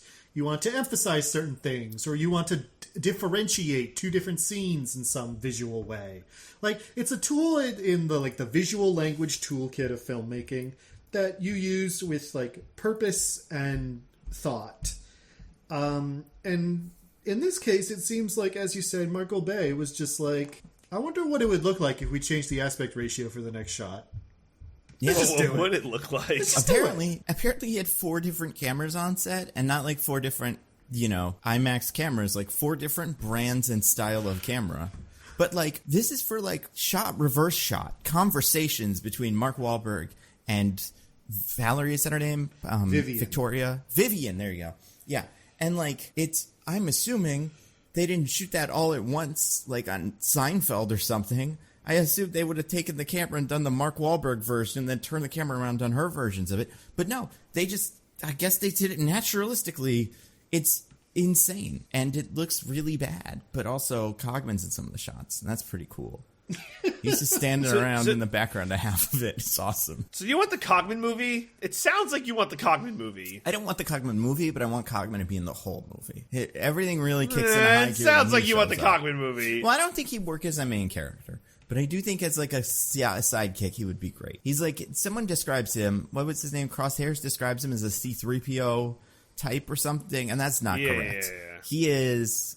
C-3PO knockoff, I think. Yeah. He's more like... What would you say? What personality, for people that don't know what Cogman's deal is? At one point, Mark Wahlberg and the girl, Vivian, are talking. And like, he says something kind of mean to her. Not to Cogman, to her. And Cogman jumps on the table, runs over the table, jumps on Mark Wahlberg, drops him, like tilts his chair all the way over, and just starts strangling him. And then Anthony Hopkins is like, stop strangling him, Cogman. And then Cogman goes, but I want to so bad. And his head spins around like The Exorcist. And then he does get off of him. And then in the background, in the next shot, he's just punching himself like the priest from Da Vinci Code, like punishing himself for being such a bad little Cogman. It's incredible. But also for people that don't know, and this is the thing that I think is the hardest to explain about Cogman. He's a human being shaped thing, but he's also not the size of a person, but he's also not the size of a child. He's like man. 4 feet tall. Yeah, he's like scaled down. You think he's a short king. He's a short king. Like in some shots he's in the background and you're like, oh, that character's about the same size as Anthony Hopkins, but he's not, and it's really strange. He like walks the dog. He's just awesome, and he looks horrible. Like, it's not a good looking effect. He looks like a robot in one of these movies. Of course it looks bad. It looks even worse. It looks like what AI, when it's like, we inserted this character into the background. It's like what those look like now. And I'm not saying anybody that worked on this movie all did a great job. But, and he looks fantastic. He's just way too shiny, I think, is my problem with Cogman. He looks like he came out of a washing machine, like dishwasher, a minute before every shot. And the problem is, everyone else and everything else is covered in like soot and, grease. All the people, mostly grease, but all the other stuff is like this dingy. But then you got Cogman, the most pristine thing on the planet. It just doesn't fit. I think the biggest problem with the Transformers in this movie is that whenever they talk, they look like an animatronic. Like, the vocal performance never lines up with the physical, like, movement of the robot. Yeah. It's like fucking Chuck E. Cheese. Like, they're just always, like, gesticulating in these weird, like, mechanical ways while a voice comes from them. And you're like, what's happening? What a word. See, that's kind of been the problem with these the whole time. However, they used to have mouths, like a lot of mouth. And they kind of pulled back on that because it also looks bad for different reasons. Right. I don't think this works either. But I do think that's probably why they never tried with Bumblebee and why they were like, you know what, this having him quote fucking Austin Powers is better than actually having to have him talk because it looks stupid. But with him, it looks stupid by accident as opposed to on purpose. But yeah, I don't know, man. Like I said, the Transformers are the worst part, minus Cogman. Like, did anybody have a favorite Transformer? Oh God, who's Ken Watanabe's samurai guy? I like him. It was cool. May have just been called Samurai Guy, honestly. Sure, I feel like that's about as good as they do for. Yeah, I mean, this movie is racist in some pretty weird ways. I think they cooled it down in this movie. I think the racism dial was turned down from 2 and 3. Oh yeah, I mean, it's definitely not as overt as 2, where SpongeBob's doing like the fucking rapping twins. Like, that's maybe the worst racism in any movie of my lifetime. But and by worst, I just mean weirdest. But that character's name is Drift, by the way. Okay. I'm thinking about. Remember when, like, I always thought this was so weird when fucking Mark Wahlberg calls Dora the Explorer, he calls her Little J-Lo. Yeah. That's a weird little line, isn't it? Yeah, pretty weird. Mark Wahlberg. Calm down, Little J-Lo. Yeah. J-Lo's not that current of a reference either, Mark Wahlberg. Like, Cade. Kid's not. I mean, she'll probably know who J-Lo is, but, like, I don't know. It's a weird thing to call a child. But not, yeah, just because she's vaguely Hispanic, I guess is what he's going for. It's not like he's dancing or singing or something. There's no other J-Lo-isms about this character. I guess because she's Latina, I guess. Yeah. That's all you got. Some vague... Yeah, something that Mark Wahlberg, Cade knows she's not white, and he wants to make it clear that it's different than him.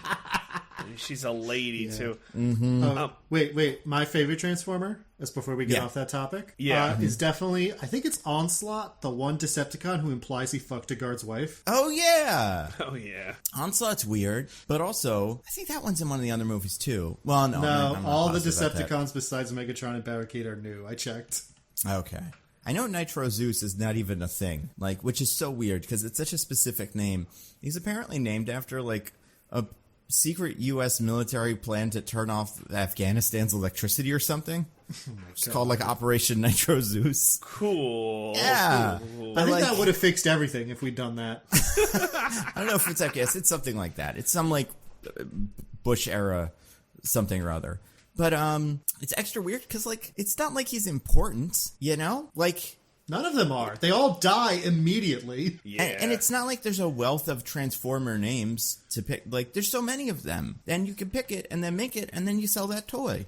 And people that are adults but love these as kids go, oh man, at least they made, Arbitron or whatever. I gotta buy the Arbitron toy even though I hate it because the movie's bad. Love Arbitron.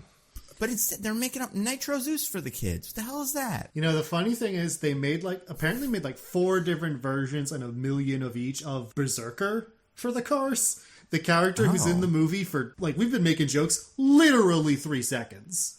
Yeah. Yeah. He goes, "Arr!" And that's it. Is he the one that's I'll kill you and your whole family? Yeah. Yeah. Pretty much. They're like, the one that Megatron, the only one where they say no, and he's like, actually, that's reasonable. Never mind. Yeah. I'll go with someone else. You gotta start your negotiations with Berserker so you can get Nitro Zeus in the end. Every good negotiator knows. That's the only reason we keep him around, is so we can get all the rest of them out of jail. And Nitro Zeus, I know we're not going to talk about Nitro Zeus that much because he sucks. Except he's cool. He has a weird little introduction where he dances. His Transformer is kind of cool looking. He's got whips or something. That's kind of cool. You just like it. You just like him because he reminds you of Iron Man 2. It does remind me a little bit of Iron Man 2. Mickey Rourke also dances. Does this guy have a little bird? Maybe he has a bird too. Oh, and Justin Hammer. Yeah. I mean, this thing with these guys, man. These Transformers all stink, but none will ever be as bad as Hot Rod in this movie. Yeah, awful. Fucking John Wick level character professional assassin character assassination. He is both not a hot rod, he is not American, he is barely orange, but kind of, and he doesn't do anything. He just kind of stands there and makes jokes. And he's French. Yeah, he's French. Why? Oh. They're not even in France. Yeah, right? I'd get it if they were in France. But they're not. They're in England. It'd be one thing if they just did that, and I'd be like, that's a baffling decision. But they also at one point go hey, it sucks that you have a French accent. And he's like, no, I also hate it. It's why did you do it then?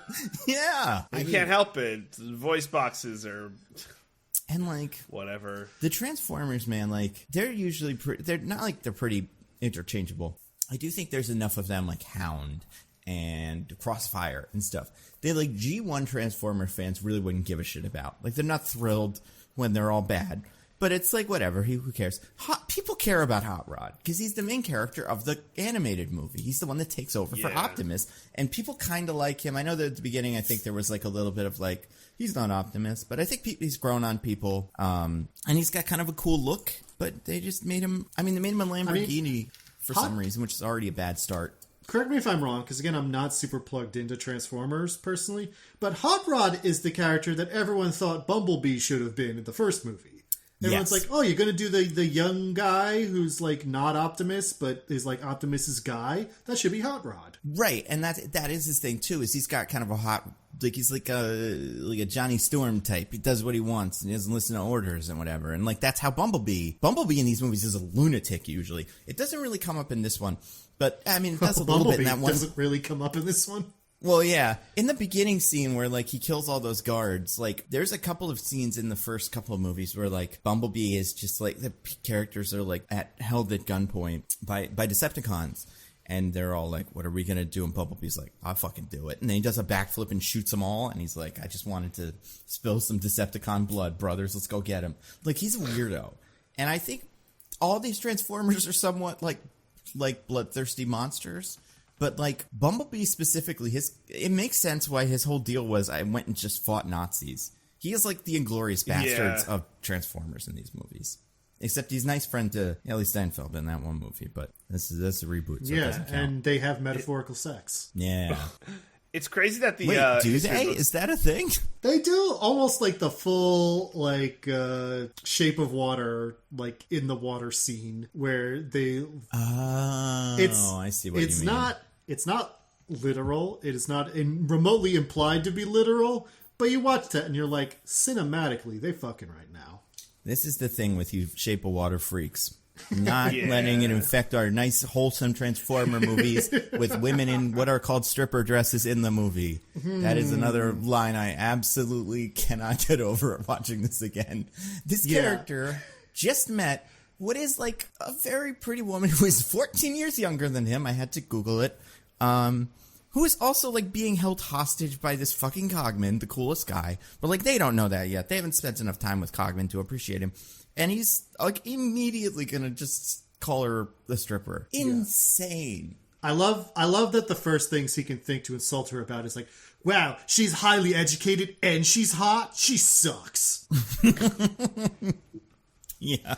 Yeah, it's great. Speaking of... her response to that is also insane. I don't remember what it is. What is it? Well, the first part makes sense. Is it Cogman kill this man? It should have been. Well, the first part makes sense where she's like, only an American would think a higher education is an insult. But then her second part is, and if my dress offends you so much, why don't I just take it off? And I'm like, what? Oh, yeah. Hold on, what? Right, I forgot about that. That sounds like you're flirting with him, not that you're mad at him. This is the problem with her. Then her mom and all the friends, just like she's really bad at flirting because when she's trying to flirt, she's not flirting, but when she's not trying to flirt, she's flirting. It's just everybody's getting mixed signals. Speaking of implied sex, we also get the implied sex scene upstairs. I was just about to bring it up. Absolutely mind-blowing scene of this is like, and for you've seen some Babe movies, so you get it, but this is what all the Babe movies were. Just like silly, goofy misunderstandings where people thought they were high or having sex or whatever. Like, so this is classic Babe movies. This one is especially wild, though, because basically she comes back with Cade to her house where all of her family members are. Her mom, her aunts, I think her grandma's there, like everybody.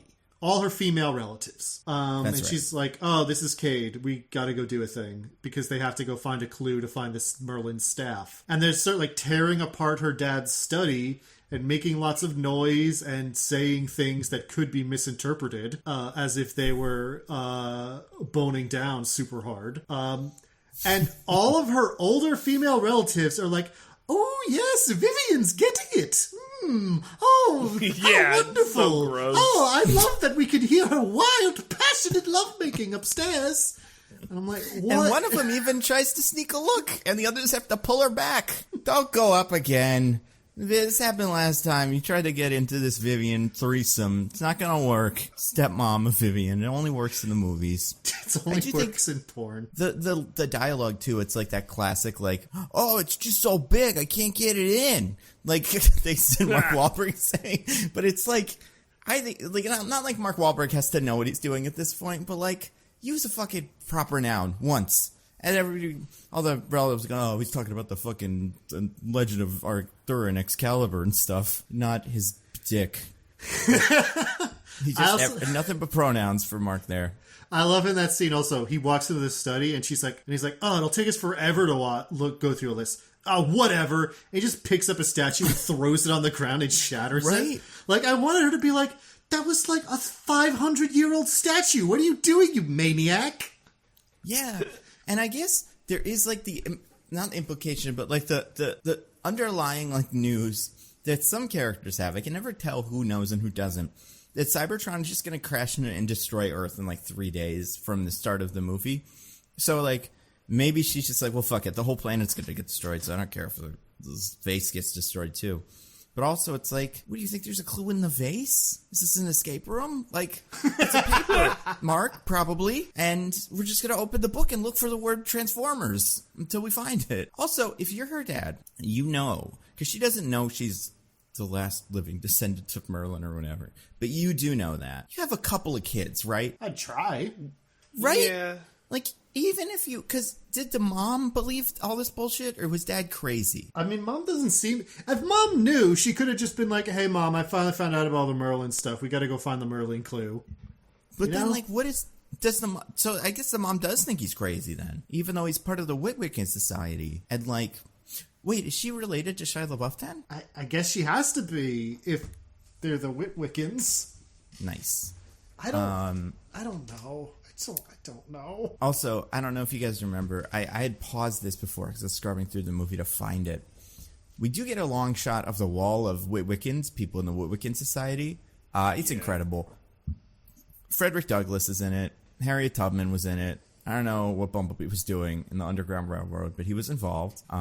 Christopher Columbus, Catherine the Great, why did we paintings. Why we let Columbus in? I don't know. If I was Frederick Douglass or Harriet Tubman, and I found out that Christopher Columbus was part of this club, I'd be like, hold on a second. Yeah. I mean, it's not so sure about that. You know, they got a lot of friends. FDR is on this list. Queen Elizabeth, Queen of England, the current queen at the time this movie was released. Stephen Hawking, makes sense, science guy. Einstein, another science guy, sure. And then a humongous, compared to those two, picture of Al Gore, Vice President of the United States at max. And inventor Unless in of this the universe, internet. was he... Well, I guess inventor of the internet, yeah, but, like, was he president in the Transformer-verse? Maybe? Winston Churchill's here. Also, I never understood, like, the Nazis fought Transformers. I get Camelot, and it's like they thought it was a dragon. And, whatever, that's silly, but sure. And it seems like they had Transformers hanging out after that. But, like, in the Society of Witwicky stuff, there's also a lot of propaganda posters. Like, join the army, we have Transformers. Who saw those? Yeah, that's wild. Do people not know about them? Or did they get to the army? Where are the Transformers? Oh, we made those up. Fuck you. Yeah. Like, it's so weird that they made them, like, be the ones who killed Nazis. Because, like... In the very first Transformers movie, when they first see the Transformers, like, oh my god, what are those? Someone should be like, oh, aren't they the ones who killed the Nazis? Yeah. Aren't they the reason we won World War II? And, like, in the canon of the original movies, they showed up on Earth for the first time when that movie started. Like, them all getting to Earth was the whole deal. Megatron was already on Earth. He got stuck there by accident. And I guess they all knew, because of Unicron and a couple of other super weapons that all just happened to be on Earth, they should go there. But, like, most of them were not there. Except a bunch of them apparently were, including a couple of the ones that were not. Like Bumblebee mostly. Like Bumblebee. Because it makes no sense. And it's a fun little retcon. But this movie... Fun little retcon. They killed Nazis. It's a fun little retcon. They killed Nazis, Underground Railroad, and King Arthur. I like that. Well, it's the cardinal sin of movies. I say it every time they do one of these, showing me a movie that's cooler than the movie we're watching. Right. Why not Inglourious Basterds, but with Bumblebee instead? That's pretty cool. So, apparently... The original plan was for two different movies, the King Arthur movie and the World War II movie. But eventually, I don't know who made this decision, but they were like, nah, just make that one movie. Just put them together. Like, this definitely feels like two movies, maybe three all smushed together. Because I also feel like little, what is the little girl's name? Isabella. Isabella. Wait, is that a real name or actor name? Both. Or like the character name? Yeah, right? Okay. Wait, really? Yeah, because her name's she was in that fucking, the one, What If Shakespeare Was Different? I like that movie. Rosalind, I think was what it was called, or Rosalie, or whatever the name of that character is in Romeo and Juliet. But anyway, so Isabella, she feels like she's an artifact of a different movie too. Like, this stuff with the British lady, Anthony Hopkins, of course Cogman, and some of the Transformers, that's a movie. Kay Jaeger and the little girl, that's also a movie. And then, like the Nazi stuff, that's its own movie as well. And then maybe the Quintessa stuff is another movie. That could also show up in one of the other movies and probably fit. I have a question about the Nazi thing before we get off it. Yeah. Like, okay, if the Transformers help defeat the Nazis, why did World War II take so long? Like, World War II should have been over in, like, a day. We had to convince them. Like, did the Nazis have counter-Transformers? Like, if every war is Transformer v Transformer, it's going to take a while. But if it's Transformer v Human, they're fucked. Like, the humans are fucked. Yeah. Especially back then when they don't know what to do against Transformer. I mean, maybe in the Transformer verse, World War II wasn't really that big of a deal. Maybe it was like a couple of days. Right. Well, yeah, I mean, Hitler said, I'm going to take power, and then we set the transforming watch to kill him, and then he died. I was like, what? You call it World War II? Yeah, it was the Germany Day. Big deal. Al Gore, President Al Gore commemorates it every year. And sent the watch to kill Hitler. Also, that scene is crazy. Because it's like, Diggins, as the world person, where is that? Is that like a landmark where they do World War II like stuff? the palace where they fucking kill Hitler. I don't know. I don't think that's anything. Well, it seems like some sort of like important building for war. And Hitler's house. Hitler's there, I assume, all the guys, all his friends, the ones from the history books, and a bunch of Nazi like goons and soldiers. And the Americans, like, yeah, they have a transformer that's a car, but they're also not pretending to not be American soldiers either. Like, that car could just be a bomb, and they'd get them. You know? Like, they're able to just drive right up to the Nazi camp, and the Nazis are like, hey, what are you doing here? And they're like, fuck you! And then they blow up a transformer. But, like, you gotta figure there's more levels than that. Either it's a transformer running down the street, or it's just a regular car. There's no reason to disguise the transformer. I don't know. It's a really weird scene. Also, what were they doing on the Underground Railroad? Were they helping? Like, cars? Were they little stagecoaches? What were they? You know? Actually, they were like, I'm sorry, but we must obey the laws of the land in which we live. Yeah. There's a thing called the Fugitive Slave Act that we're forced to enforce. Yeah.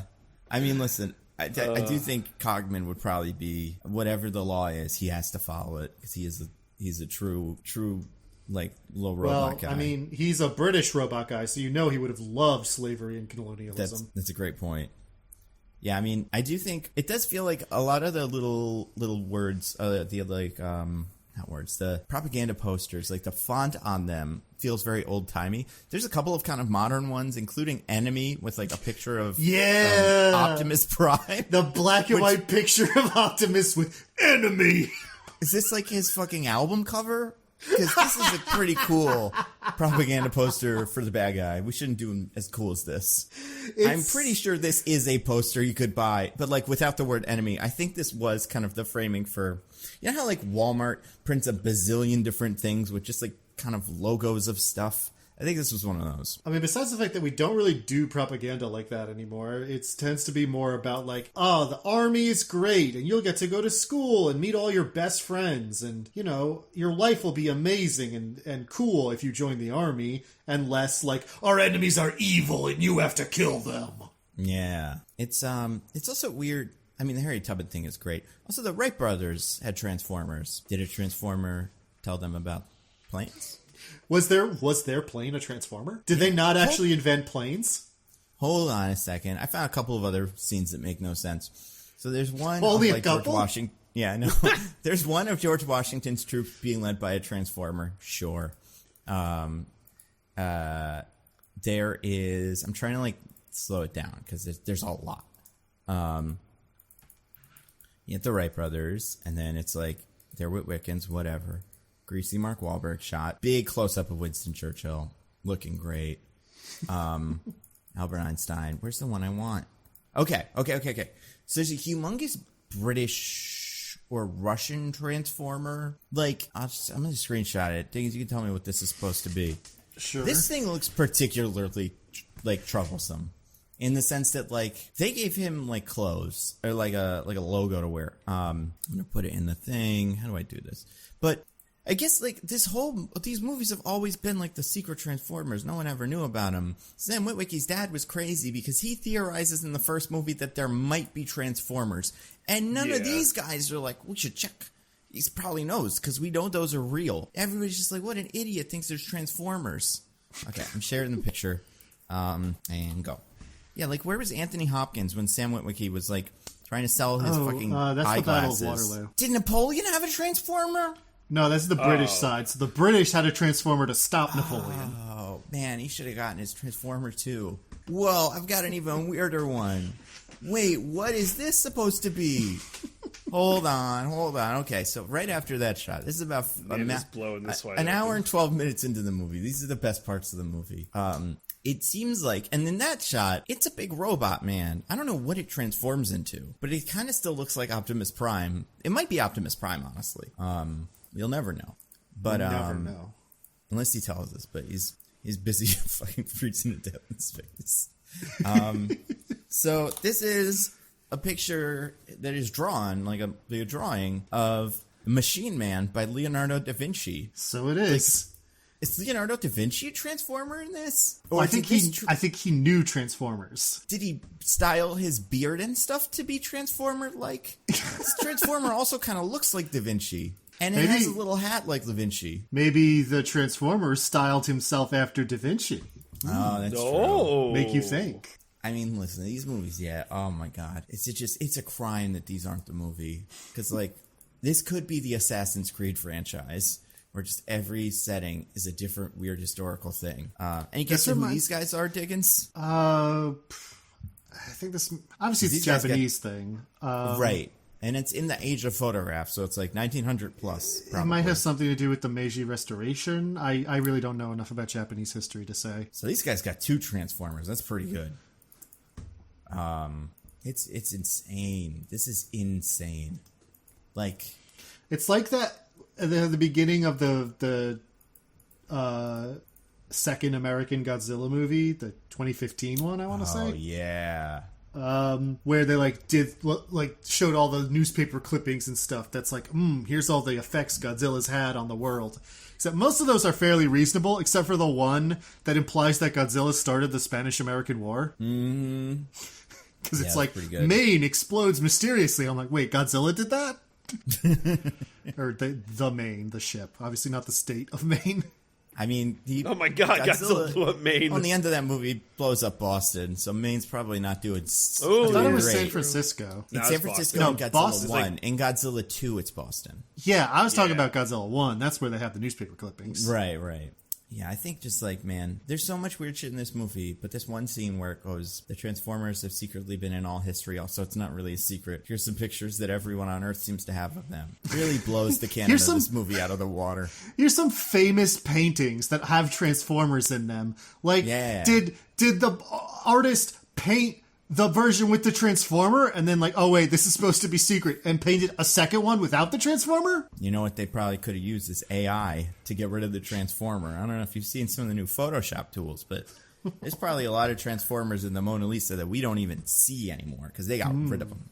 Right, yeah. because we can't see what's the rest of the Mona Lisa looks like. God. Yeah, they should do that, because you could probably just circle a big patch of nothing and make it a Transformer in the background of the Mona Lisa. I do think, too, Cogman plays the little piano for fun, for no reason. It's an organ? Sweet as hell.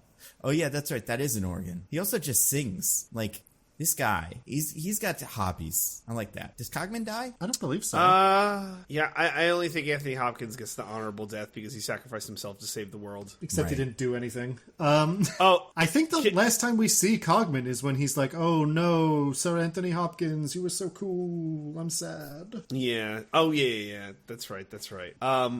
Wait, I want to talk about something. Can we talk about Tony Hale's character? Yeah.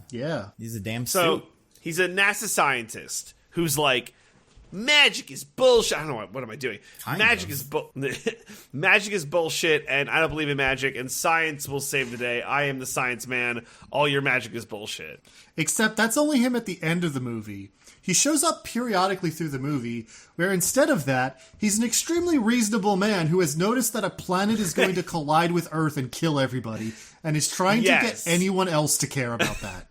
So, yeah, it's this weird, like, don't look up scenario. But, like, this character, right, every horror movie is like, the zombies are coming. Everyone's like, shut up, there's no zombies, and the zombies coming to everyone. He's the warning character. But, like, it doesn't matter even a little bit. Well, because the U.S. government isn't involved at all in solving the problem. I know. Why is them in the movie at all? They could just remove them from the movie and no one would know. It would be totally fine. Well, it would remove one of my favorite scenes in the movie, where early on when he's trying to convince people, some like, I don't know, White House aide or something is like, he's trying to be like, so you see there's a planet. He's like, I don't have time for your science mumbo jumbo. Okay, how about in English, dweebazoid? To be fair to that shitty White House aide, Tony Hale rolls in with a whiteboard with fucking all of the calculus ever done on it. It's ridiculous. Yeah. Like, you do not put that on your brief to fucking White House. Like, what was he thinking? But right. Know your audience, it man. Needs to have the name of the president, Al Gore, all over it, so people know to care. Otherwise, he won't read his briefing. That's a notorious Al Gore thing. Yeah. Also, Anthony Hopkins gets the British Prime Minister to help. Although, again, the British government does not contribute to solving the problem in any way, shape, or form. Yeah, no one does. It's all the Transformers. He just walks straight in. It's proof that if you go, no, I'm supposed to be here, you can just get in anywhere you want. And well, he knows about the secret door that goes right to the Prime Minister's office. Even before that, though, he gets through the front door right by just the guys. He's like, I'm supposed to be in this. And then they're like, no. And he's like, shut up. He buys a submarine from the museum. Yeah, that was cool. And he also does... This is closed forever. I own it now. I'm Elon Musk. There's also a wonderful street race in London. Oh, yeah. Where a bunch of cops are killed. This is a big roast, Diggins. This is one of those classic bits that would be on the wheel. Like... one of those classic pork roasts. In America, they would never do this scene. Because you gotta black the blue, respect the troops, all that stuff. In England, it's okay. But, our characters are evading police by making the police crash at 60 miles an hour into a wall. It's insane. Well, Nando, these are British cops. They don't even have guns. They're basically not police. That's true. They're mall cops. Also, can anyone explain to me why Cogman and Anthony Hopkins switch cars for no reason? To throw off their pursuers. But the pursuers are right on top of them the whole time. The helicopter sees them do this. And they immediately are pursued. Shut up. Like, they do use those words. They say that. They're like, look, we're doing a cool little swap. It feels like we couldn't get the red car for today, but we shot the last scene with the red car. We'll have them run into a different car so that they can have those two scenes be the same thing. But, yeah. This part was so confusing because I was like, wait, is this one a Transformer now? Neither of them are Transformers. Cogman's driving the car, which is something he can do, which is great. He also can sprint at high speed. He also breakdance and stuff. Mm-hmm. It's pretty sick. Yeah, so cool. Cogman's so cool. He sings "Move, Bitch, Get Out the Way." That's him. He does do that. Yeah, he is the 50th character in this movie to say "bitch." Yeah, and 1 through 49 are Mark Wahlberg. Sir Anthony Hopkins also says it. That's true. He does. Yeah, it really is funny how unlikable Cade Yeager is in this movie. Like, truly, it's he's just one step from throwing a cat into a fireplace. Level of make your character the worst. A deeply unpleasant person to be around. He just immediately hates everyone he sees. Yeah. And so wait, Nando, I believe you're the only one of us to have seen the fourth Transformers movie, right? Yeah. Oh yeah. Can you explain Cade Yeager, mostly for me and Diggins? Oh, he's an inventor. He's an inventor who lives in Texas from Boston, I would assume. It's never explained, but you gotta figure. What does he invent? He invents things. Just things? Yeah. And he sees the idea commercials and he's like, yeah, me, I'll make money for fucking... Yeah, they're going to be big business for him one of these days. So one of the first thing I think we see him make is a little, kind of animatronic robot toy that sucks. And so he does gizmos and stuff. Little arms that don't help.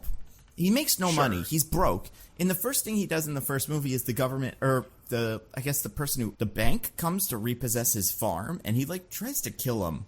And he's a lunatic, and that's before Transformers are really involved. But he gets Optimus Prime. He finds him at a junkyard sale or something. It's at a theater for some reason.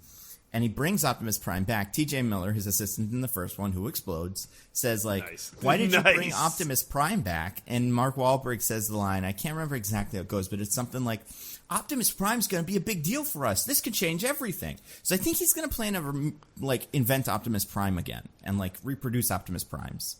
And to be fair, that is what the Wright brothers, I guess, did. So maybe that is what we're missing. But, yeah, he's mostly gizmos, but also he's guns. He just has a bunch of guns and runs around with a gun and stuff. He doesn't have any skills. He has, the end of the movie is never him inventing a gizmo or something to beat the Transformers. It's him picking up the big seed of creation or the Excalibur and running away from Megatron or whatever. Did you hear apparently... Sorry, you finish. I was just going to say, and he kind of knows Optimus Prime. He spends time with some of the other ones, and I guess now he's like their caretaker. But yeah, like Optimus Prime knows him by name. I was going to say... did you guys hear that T.J. Miller, Steven Spielberg, who's a producer on these movies, approached T.J. Miller to be like, hey, do you want to come back for this one? And T.J. Miller was like, didn't my character die? And Steven Spielberg was like, yeah, they'll come up with something, whatever. It's fair. I mean, that makes sense. And this, I think, was before he gets canceled. This came out before Ready Player One. So that was 2018, I think. So yeah, I mean, it would have been dumb, but I guess Gerard Carmichael kind of has that role here. He's also nothing. I like Gerard Carmichael, but he stinks in this. Well, he doesn't stink in this. He, does his best. So who's the character in the fourth one that carries around the Romeo and Juliet law? The boyfriend. In his fucking wallet. He's like a young-ish compared to the daughter. But yeah, he's like in his 20s. He's a street racer / stunt driver or something. And the daughter is also like a Megan Fox. The daughter looks just like the Megan Fox replacement from 3. Like young, blonde supermodel. She doesn't look like Mark Wahlberg at all, or half his accent, but it's fine because she lives in Texas, I guess. I don't know. Also, Mark Wahlberg, I assume, has some sort of estranged wife. We never see her. I'm sure if we did, she would be the worst. Like they would write this character to be such a nag, But also, the daughter is not in this one at all. For people that don't know, we haven't brought her up. She gets a phone call and for precisely 20 seconds. Yeah, he texts her like, bye-bye, sweetie, gonna go do Transformers, to, like, smile emojis from somebody else's phone, and then that's it. And, yeah, you kind of figure the way these usually work is just, like, the Transformers, like, usually just call their friends. That's how Sam Witwicky always gets involved. It's like, to get Sam to help us interface with the government or whatever.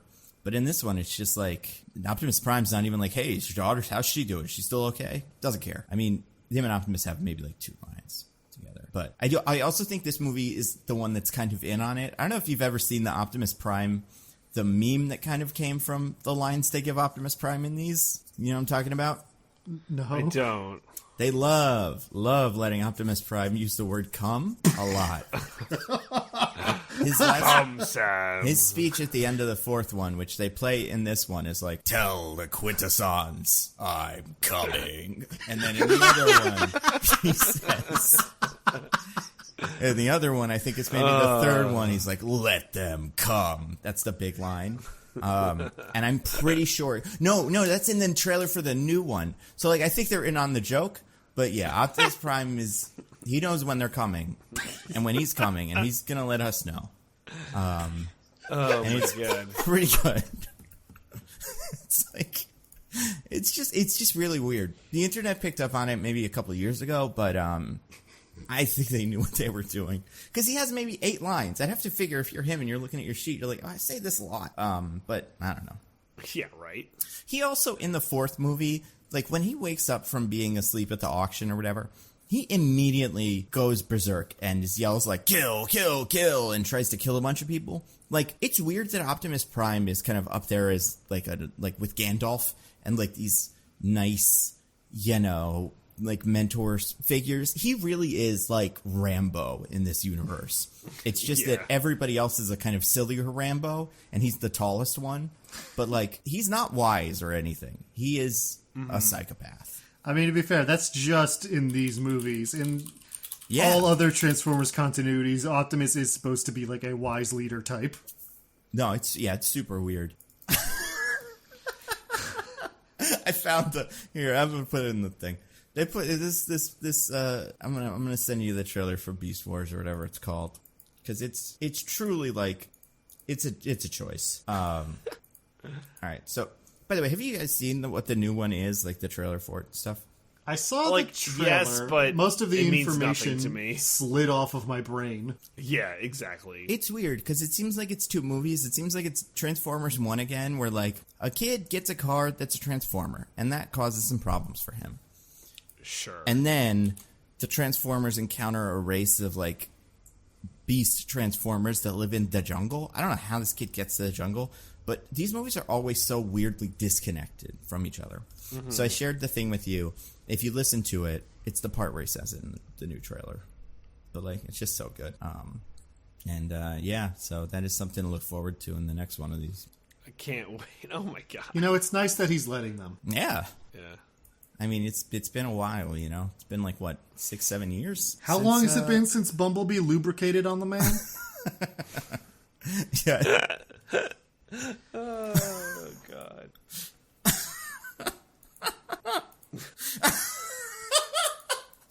Hold on. I'm going to share this with you guys. Okay, I'm sure this is an awful podcast, but I don't care. It's too funny. So, it's a 13-second long video of all the times he says this in the movie. Can we either... Okay.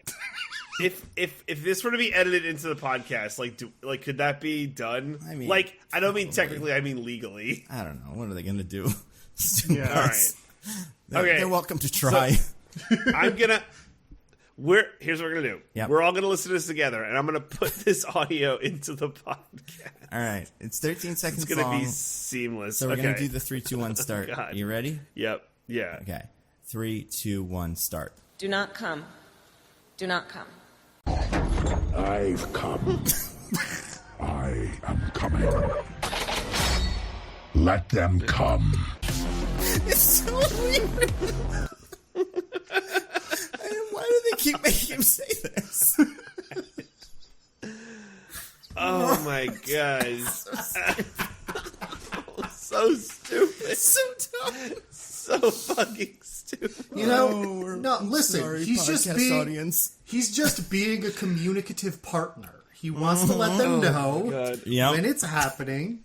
So, if they... It's good leadership for you. Want to do anything about that information, they have it ahead of time. Yeah. Man. Oh, God. I feel like there's so much stuff in this movie we haven't even talked about a little bit. It comes at you. I have to say. It comes at you. It comes at you. Let it come at you, DJ.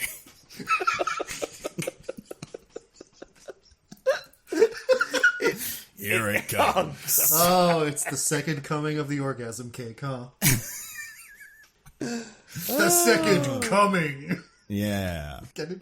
I didn't do that on purpose.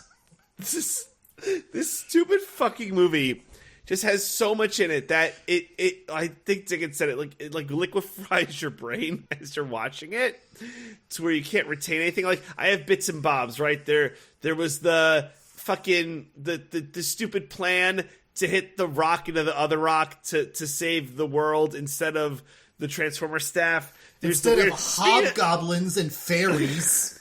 Yeah. Speaking of upside down camera, we actually get that in this movie at the very end when they're like floating down to the staff. It does feel like Michael Bay's like, wait, let's turn this shit upside down and see what happens. Yeah, it's weird because this is a couple of years, or is it the same year as what was the Independence Day 2 came out, where they also did like, what if two planets were kind of close to each other and like the gravity's all weird. It feels a lot like that. That one's also not good.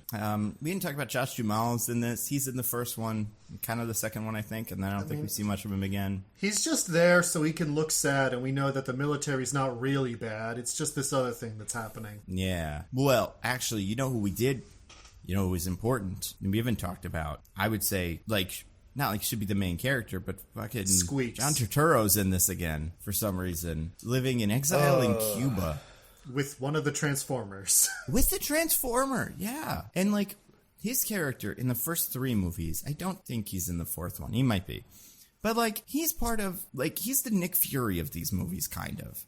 He eventually gets demoted, even though he keeps saving the world with the Transformers. He keeps getting, like, further fired to the point where now he is fully in exile. No one will listen to him. He has to call you on the payphone and tell you that there's Transformer stuff going on. How is he not the character that's like, by the way, I did the calculations. Cybertron's coming to Earth. Nobody will listen to me, but, you know, I know. So, it's coming. So, wait, he's the one who was lubricated on, It's right? coming. He's lubricated. Yes, exactly. He's from Department H, I think is what it's called, or Department K. I can't remember. And he was underneath the enemy scrotum. That's right. Yeah, he's always doing that. But he is like, to do that, you have to be the Men in Black or something, like whatever that is. It changes movie to movie because sometimes they get taken over by even more suits. Because Frances McDormand is in one of these, and she, I think, like gets jurisdiction over him. But yeah, his character has a wild... And then, you know what? No, he's in the fourth movie, I think. He, like, writes a book and becomes famous. These movies make no sense as sequels to each other. They always just start from scratch. It's so wild. It's like a template for the Fast and Furious movies, where it's just like... You know what I mean? Like, it's like... Every writer just decides what they want the other movies to have been and starts there and doesn't check to see if they've done any of that. Yeah. I will say this. To the Fast franchise's credit, which, you know, we don't need to applaud them, but they've, over the course of like 10 movies, been able to kind of maintain like a thread of a plot. These, over the course of 5, like lose the thread 7 times somehow. The thread is lost 3 times in this movie alone. It's incredible. Yeah, I mean, at least the Transformers movies, or at least the Fast 5 movies, stupid as they are about a set of characters that are defined. They split up a lot. But in this movie, it's like, who's the main character? It's Mark Wahlberg, sure. He was the second lead. Vanessa or Vivian or whatever. The third lead, Isabella, I guess. And then you start getting Hopkins army guys. Isabella. Right. And it's Cogman. Like, the third lead is Cogman. Yeah. But then by the end of this movie, it's like, who's in this movie anymore? Are the They're usually characters, right? The Transformers are usually something. They're barely in this. Like, the first one, I think I know it's not very good, but I think it's okay. I think the first Transformers movie is pretty good. And it's very simple, but it also does this. We're always following 3 different groups of people that are kind of unrelated. They don't know each other. They all just know Transformers are happening. It gets so much worse as these go on. And yeah, to this where it really does feel like everybody wrote 5 or 6 pages of script and they just taped them all together. Because yeah, the little girl in Canopy and her little like scooter robot thing, it's so weird. Also, there's baby dinosaurs now? Yeah, they can have babies. Dinobots had babies. Little baby Grimlock. I just assumed that was from the last one. Is it not? No, we never really spent too much time. Honestly, like the Dinobots, it's weird.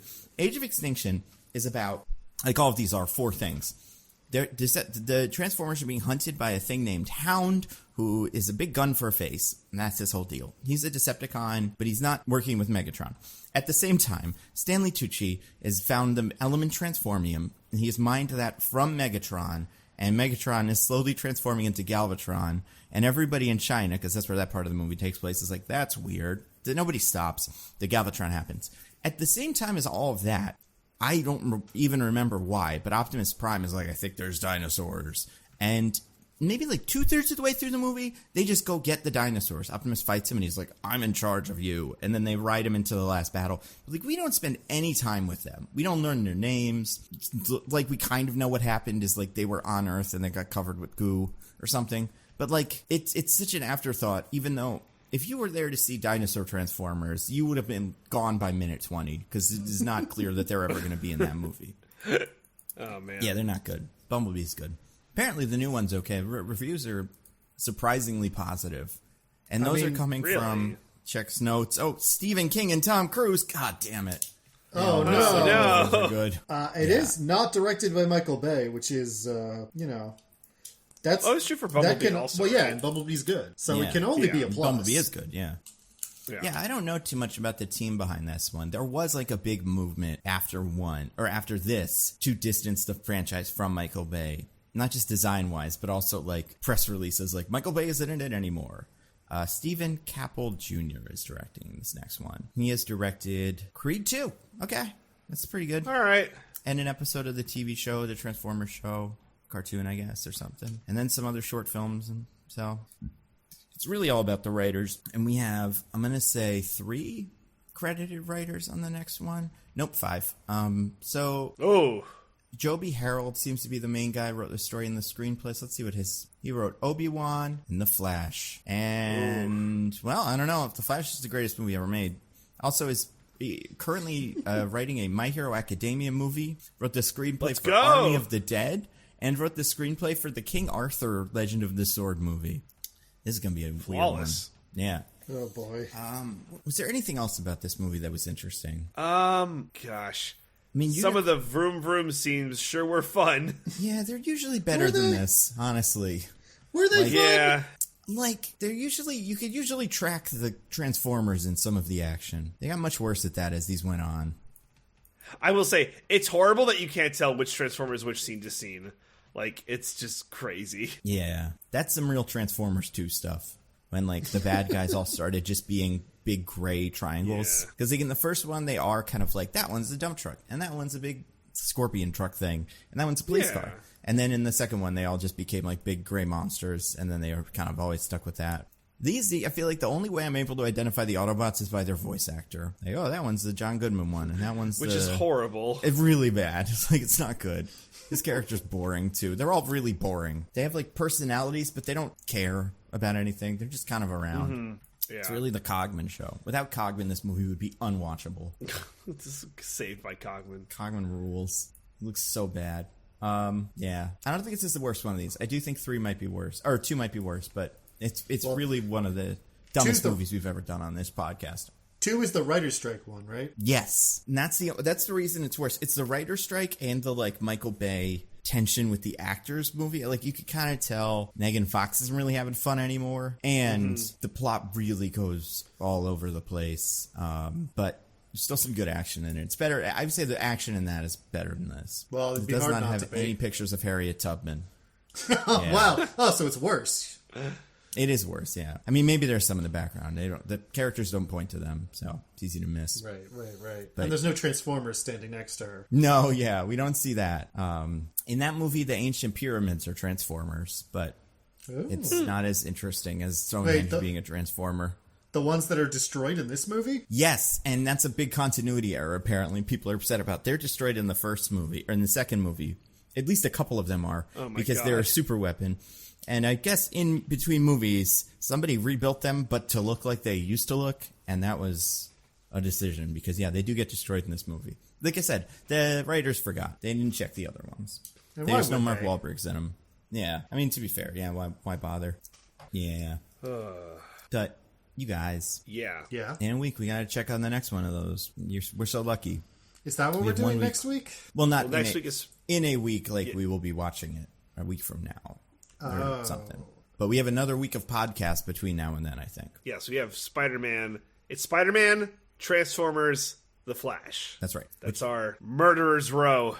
Hey, at least we have Spider-Man coming up. And we're skipping at least we have Spider-Man. Elemental in that list, which I'm fine with, because I hear it's not very good. But also, it could be one that, like, in the middle of the year next, like, in the end of the year when there's not movies, we could go check back up on it. And then, you know what's crazy? I had heard that Little Mermaid wasn't terrible. Who told you that? Was it Tom Cruise? What? Like a total liar? Was it Stephen King? Yeah. I heard don't listen. I will say it's the same people I heard from who were not like mad, but were surprised at our podcast about how much we dunked on Super Mario Brothers. So, oh well, I mean, I've heard it's good at being like. It seems like one of those movies where like the main character is good at doing this. Yeah. And if you like that, it's kind of it'll keep you going. And apparently parts of it look cool, but they don't look as cool as Avatar. If this came out 2 years ago, people said it would be like this would be pretty good. Yeah. But following Avatar, I saw some of the parts where it's like Scuttle is just like underwater for like 7 minutes. Yeah. Scuttle's the fucking. Did you see what their explanation for this was? It's so stupid. No. What? So they were like, because they changed the bird he is to one of those diving birds or something.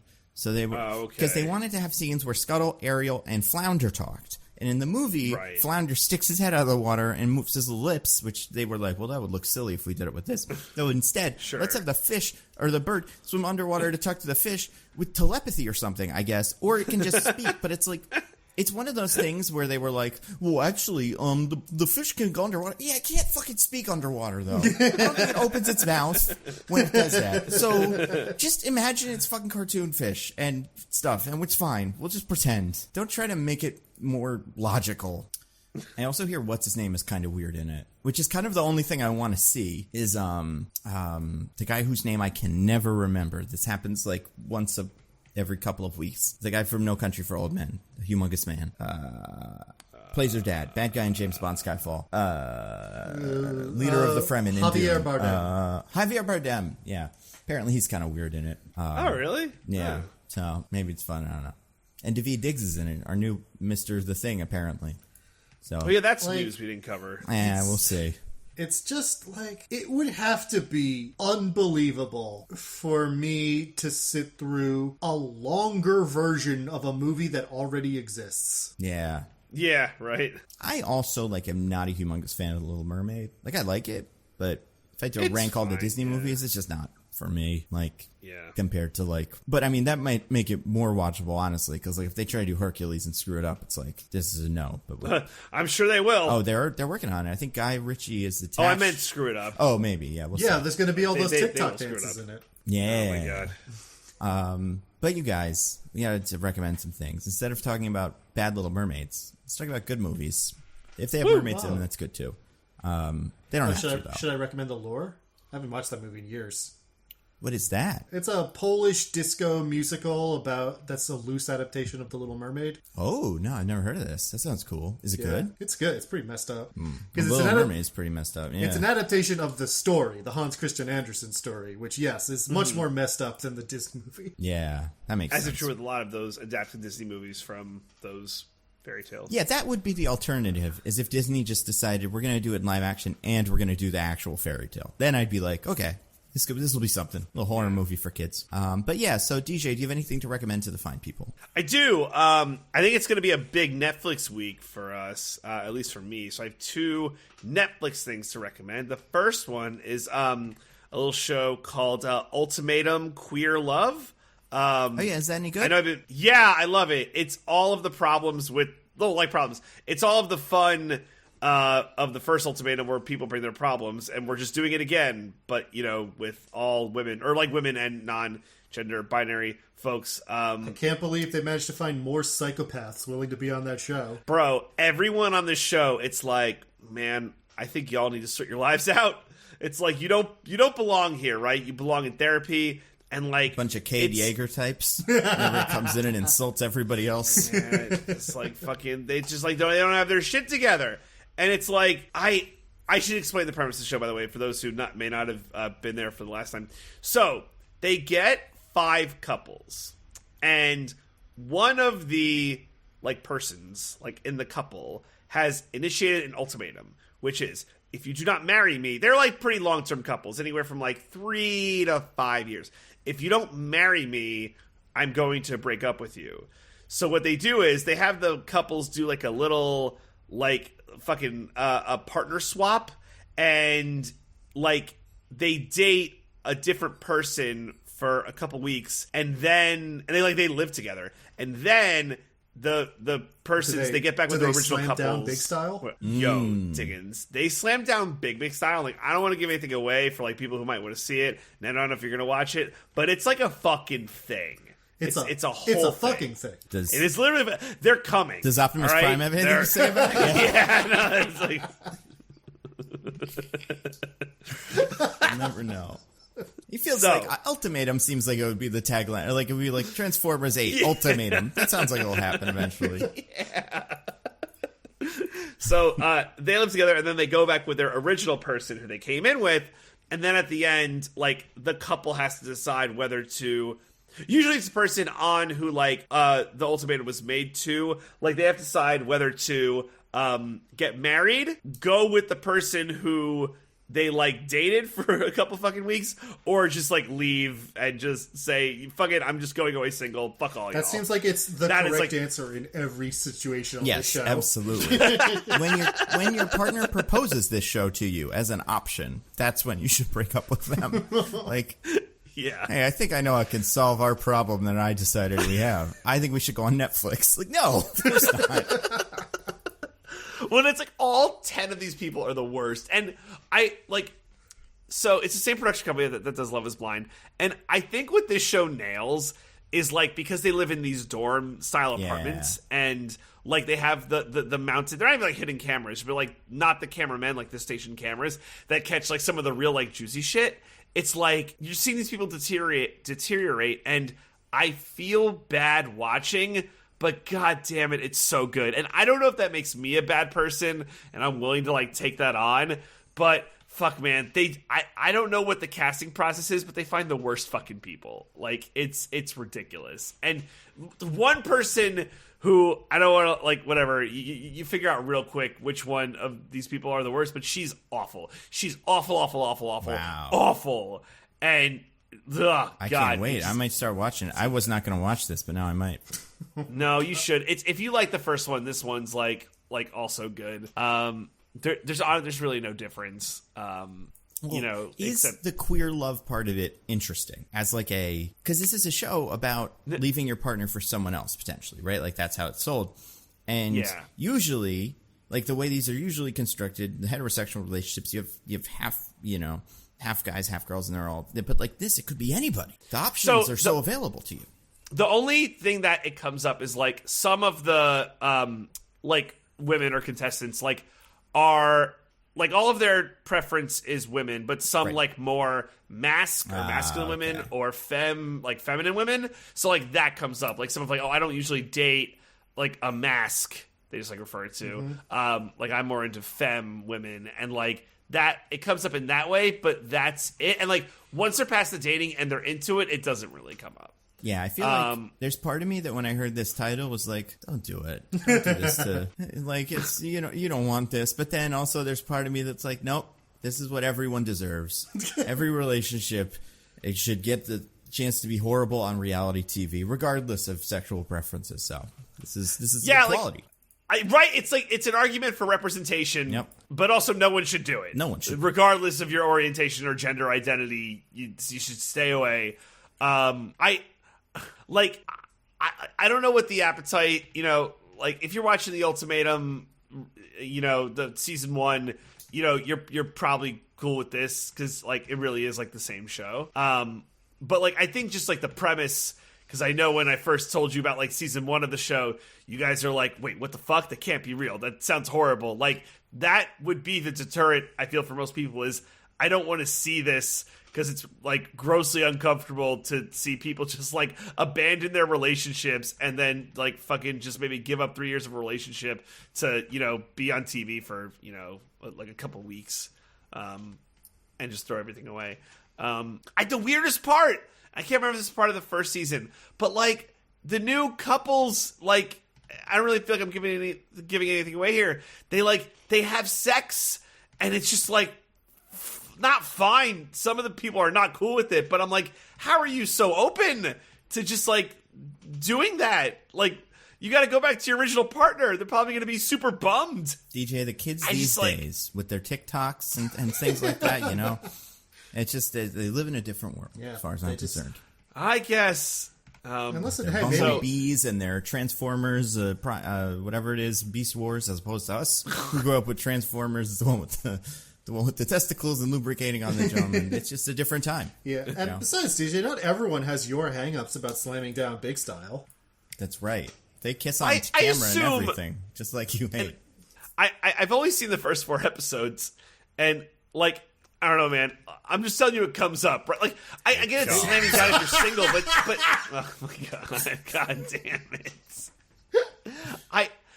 Oh my God. I get slamming down if you're single and you're going on a show like The Bachelor or whatever, but like they're all in relationships. Maybe they're open. We don't know. And maybe I don't know. Maybe they're all bad. That's my all people who agreed to be on the ultimatum. So yeah.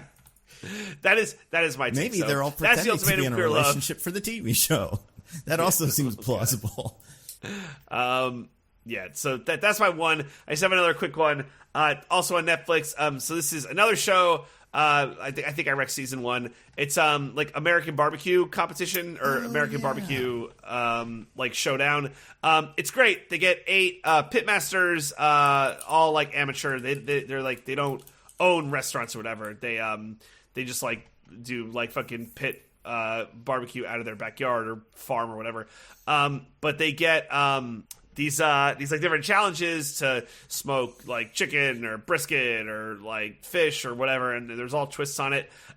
It's great. Like literally, Michelle and I saw the second season drop, and she's like, "Oh man, this show makes my mouth water so much," and like it really will. Like if it's something like you're into, like barbecue, it's like you see the stuff they make and it's awesome. So it's just like another cooking competition to add to like other ones that you watch. But like I think it's like pretty unique. Like they don't usually put this on like Food Network. You're not going to see this on like B. Bobby Flay. And the personalities they get are great. Also, market improvement. They got Michelle Buteau from The Circle to host it. Last time they just had like two randos who were just like, I didn't know who the fuck they were. And like getting a name. And I think Michelle Buteau is becoming one of those like for Netflix, like she's the host. So like that was good. I like that they got a name. I'm a big name guy, big name brand. So like Michelle Buteau hosting, 2 thumbs up from me. Also the show is good and you should watch it if that's the thing you're into. So I've taken way too much time. I will yield and I will pass it on to Diggins. What do you have to rec? Hey, just a couple quick ones here. I watched a couple movies this past week that I think together represent the broadest possible range of my taste in film. Nice. The first one is a movie called L'Immensità. It is an Italian movie, Italian-French co-production that came out in America recently, starring Penelope Cruz and a bunch of Italian actors that you wouldn't have heard of. It's set in the 70s, and it's about this, no one ever explicitly uses these words, but he's basically a trans boy. He was assigned female at birth, but believes himself to be male and is trying to, as much as he can, assert that identity in a both general society and family situation that is not very receptive to it. And kind of the strange kind of like connection, but also the friction that comes up between him and his mother, who is also in a bad society position. Her marriage to her husband is very bad. Her husband's abusive and cheats on her constantly. And so it's this very quiet, a very, very much a show don't tell sort of movie, but it's about the relationship between the two of them and the ways in which the societal forces pushing against them both bring them together and create this friction. It's very moving. It's very good. The ending's a little abrupt, but other than that, I really liked it. The other movie I watched is called Class of 1984, and it's a Reaganite fever dream about inner city schools. It's about a heroic teacher who must come to the realization that some kids are just bad and heroically murders them. Ooh. Huh. No, I mean, like, literally, like, the kids in this, the kid that is, like, his main antagonist in this movie literally runs a drug and prostitution ring, like, kills people, is, like, runs a criminal empire. And, like, when they go to the cops, they're like, oh, he's just a kid. We can't do anything, you know? Well, the friggin' laws, the hands are tied. And, you know, stuff like that. But it's so goofy and over the top. It's like a classic like exploitation movie that I had such a good time with it. I knew I was in for a great time when in the first 2 minutes over the opening montage set to a song called We Are the Future about how the next generation it's sung from the point of view of the next generation who's really bad and there's nothing you could do about it, old man. One of the teachers opens up a briefcase and we see in his briefcase a gun and a little pamphlet that just is pure white with black text and says in a fun font, facts about drugs. Huh. Yeah. Okay, then. Do you read any of them? No, unfortunately. But yeah, so that is a very fun kind of, it's not blaxploitation. The antagonist boy is white, as is all of his gang members. But it's similar in tone to the kinds of movies that like Black Dynamite was making fun of, and I really enjoyed it. What about you, Nando? Do you have anything to recommend? You know, I watched a couple of things this week, these last couple of days. A lot of them in the last couple of days, actually. So obviously, you know, finale Succession, very good. I don't know if... so some people watch Barry after the Succession. I don't really watch Barry. It's not my thing. So I was like wondering, like, what else HBO got for me? Or Max, as it is now known. Ugh. And I swear to God, the first thing on the rail, like if I just open up Max after watching Succession, and not Barry, but like the next thing, is a show called Otter Empire. So this is the biggest night of HBO television in the whole year, for sure. Because two big shows are ending. Otter Empire is a show where they take documentary footage of otters in Singapore eating fish, and then they have other people, like obviously other people, but like people that are not there, just narrate as if the otters are in Game of Thrones. And the otter says like, I am part of the river tribe, and they killed my mother, and I have to take revenge. And it's just over footage of an otter eating fish. And then you should cut to different otters, and it's like, these are the otters from the west side, and they're like, we are the crazy otters who don't even care. It's the weirdest. I mean, like, listen, Max is bad. It's bad. It's dumb in a million different ways. Like, it's a dumb name for an app. They got rid of all the shows people like, sure. But also, like, man, if there was ever a day to show a show that was like, this is what Max is all about, this is the hot shit. I know they have a show that was that, and everyone hated it, so maybe that was the plan. But the fact that this was the main thing, I would like, it's honestly kind of hard to watch just because they eat a lot of fish, and it's like kind of gross to watch an otter eat fish up close, but it is a baffling show. It's called like Otter Dynasty or Otter Mansion or some shit like that. I don't know. It's weird. Is your thing like, wait, they should have been like hyping up like Barrier Succession, not Otter Empire? Or is whatever, that like... you take the next thing that's going to come out or something that's good that's going, and then you put that. It premieres tonight, and then everybody that finished Succession watches I see what you're saying, to like piggyback, right? Like, it's like, everyone's watching, And usually you wouldn't have both of these things end the same night so that one could lead into the other thing. But yeah, usually there'd be something. Like, I don't know what Max even has, so I can't even guess what they would put. But anything else. But it's not this. I mean, it is, but it shouldn't be. Other stuff I watched on streaming. Watch more of The Great, got into season 2. I feel like I'm past the point where it's like I kind of know what's going to happen to Catherine the Great in terms of like what happens historically, so we're in the danger zone now, but also it's like very fictional. Apparently she's going to get her Transformer soon, so I'm really excited for that. It's a fun show. I think people would like it if you've liked stuff like Veep or The Favorite or Death of Stalin. It's just like all that. It's on Hulu. It's very funny. Also watched I Think You Should Leave. I've watched 5 of the 6 episodes. I'm kind of with you, DJ. I don't think it's the best season of it, but I do think I think You Should Leave season 2 felt like this to me, and then it grew on me. So I think it'll lead itself to repeat viewing. And I also do think the thing we talked about with the car, not to spoil it for people, I think that one is one of my favorites, and that'll stick with me for a while. I can't believe that. I'm so surprised. I loved it. So then... I think repeat viewings will help. It's one of the only sketch shows that works that way. Because usually you watch Saturday Night Live 15 times in a row, and it's not funny anymore. Yeah. But I think you should leave it that, plus having it become part of the cultural context. When it becomes the hot dog man meme, then it's also a lot of fun. True. So I'm sure that will happen eventually. Also watched some of Air. I'm about halfway through Air. It's good. Get out, really? It's pretty fun. Have you guys seen it? I haven't. No. I mean, I've heard it's good if you can get past that it's a story about the plucky Nike executive who made Air Jordans. And if you can't, then it's not for you.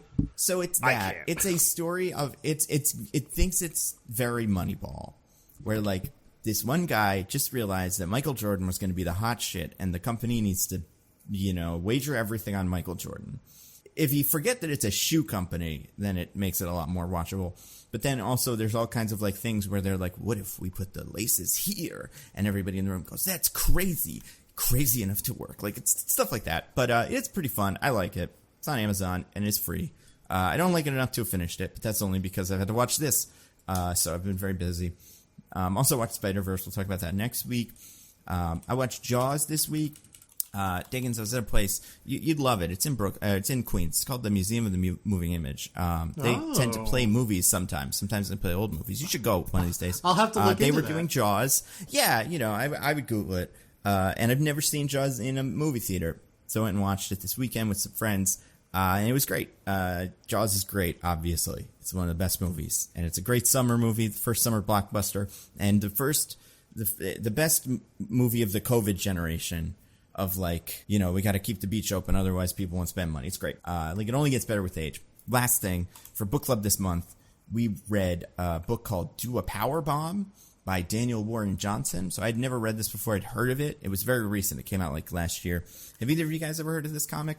I've heard of Power Bombs. No. It's a lot like those. It's about a wrestling company, kind of. It's about a little girl. She's not a little girl. She's a little girl in the very beginning. I don't know how old she's supposed to be. Like most girls. Yeah, I would say she's probably in her 20s while the actual action happens, but like something bad happens to her when she's very young. And she becomes a professional wrestler. Her whole family's professional wrestlers. It's a whole big deal. Her mom's like this really, really well-known professional wrestler. And then a bad thing happens. It ruins her whole life. And then a character that is some version of the devil comes, and he's like, hey, I can bring the person that died back to life. You just have to do this big wrestling tournament in hell and win. And it's just because I love wrestling. I think it's really fun, and I wanted to do a big tournament. And that's the whole book. It's really fun. It's great if you know wrestling stuff and you recognize moves and stuff like that. But it also, as we talked about in book club, is also mostly kind of a Mortal Kombat book, because it is like a tournament, and it's very like, this is their theme, and this is this guy's theme and his moves, and it's probably one of the best comics of the last like year or two. It won the Eisner Award for Best Limited Series. Like, it's solid. I would recommend it, especially to TJ. But yeah, that was my big like. That was the comic of the week. I'm starting to read the Spider-Punk comic. That's my goal. They did like a 5-issue Spider-Punk series last year that I never read. But after watching Spider-Verse, I kind of want to see what his deal is. Speaking of that, that's next week, huh? Spider-Verse. Yeah. Woo! Finally, after 2 weeks, a good movie. How dare you? What was last week? I honestly can't remember. Fast X. Fast X. Oh, yeah. Yeah. I guess I don't know. Until then, DJ. A movie I'm excited about.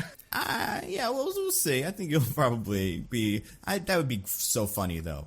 Diggins is like, I know, I fucking hated it. Every second I was like, God, can we get all these Spider-Men off the screen? Like, you just hit your limit of Spider-Man right as the movie started, and it was like, oh no, I don't like it anymore.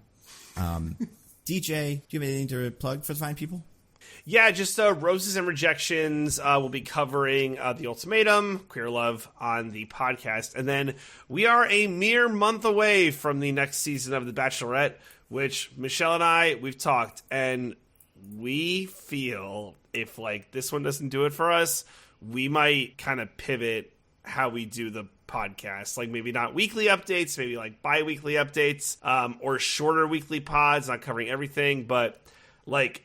we're selling our Bachelor stock, so if anyone wants to buy our Bachelor stock, we're selling it. Wow. But wow. Yeah, we're selling it. Yeah, we're selling it. Sounds like the Bachelor franchise is on thin ice. Yeah. At least in the Chapman household, it is. So, yeah, if it doesn't turn itself around, man, I don't know, but we'll see. We'll see. No, they get one more shot. But yeah, check that out on the Pop. I do feel like every season since you started this podcast, when you talk about it, you're like, yeah, this season was really bad. Yeah. No, there was one. No, I liked Clayton's season. Like, I'm pretty sure I said this. We're like, he's awful, but the content boy is just really good. This is terrible for our country, like but the content is tremendous. Yeah. Exactly. So... that's like the only one in recent memory where I'm like, which season did I join? I'm like, Clayton's season. I enjoyed his season because he was such trash. So yeah. Anyway, that's all I got. What about you, Diggins? Do you have anything to plug? Just my little bit back to that comment and dream sometimes in which is not name. What about you, Nando? Do you have anything to plug? Yeah, I threw out some videos this week. So I've got one that's I put one on Twitter, like one on YouTube. That's the Star Wars The Droids Are a Problem video. Then I put one on Nebula, because I always do that at the same time. And the next one, like this will be on YouTube next week, or next video release, week and a half probably. And that is the Who Should Direct the First MCU X-Men movie. I think it's pretty good. I think I got it. I'd be surprised if this person does not have like an offer. Depends on if they ever want to make it. If they're ever going to make any movies anymore. Because first someone needs to write it. And that, well, I mean, the computer can, but we haven't gotten to that part yet. But then, what was the other thing? Oh, I did a Nando Cut video. That is my Spider-Verse immediate thoughts. So if you're like, should I go see this movie? Should I listen to every single person on Earth that said they liked it? What does Nando think? Well, there's a YouTube video where I say pretty much the same things as them. So you can watch that. Those are the three things. Until next week, I've been at Nando View Movies on Twitter. I'm at Zippy by Day. I'm at This Is an Odd Name. Goodbye, everybody. Goodbye. Bye. Woohoo! Love you.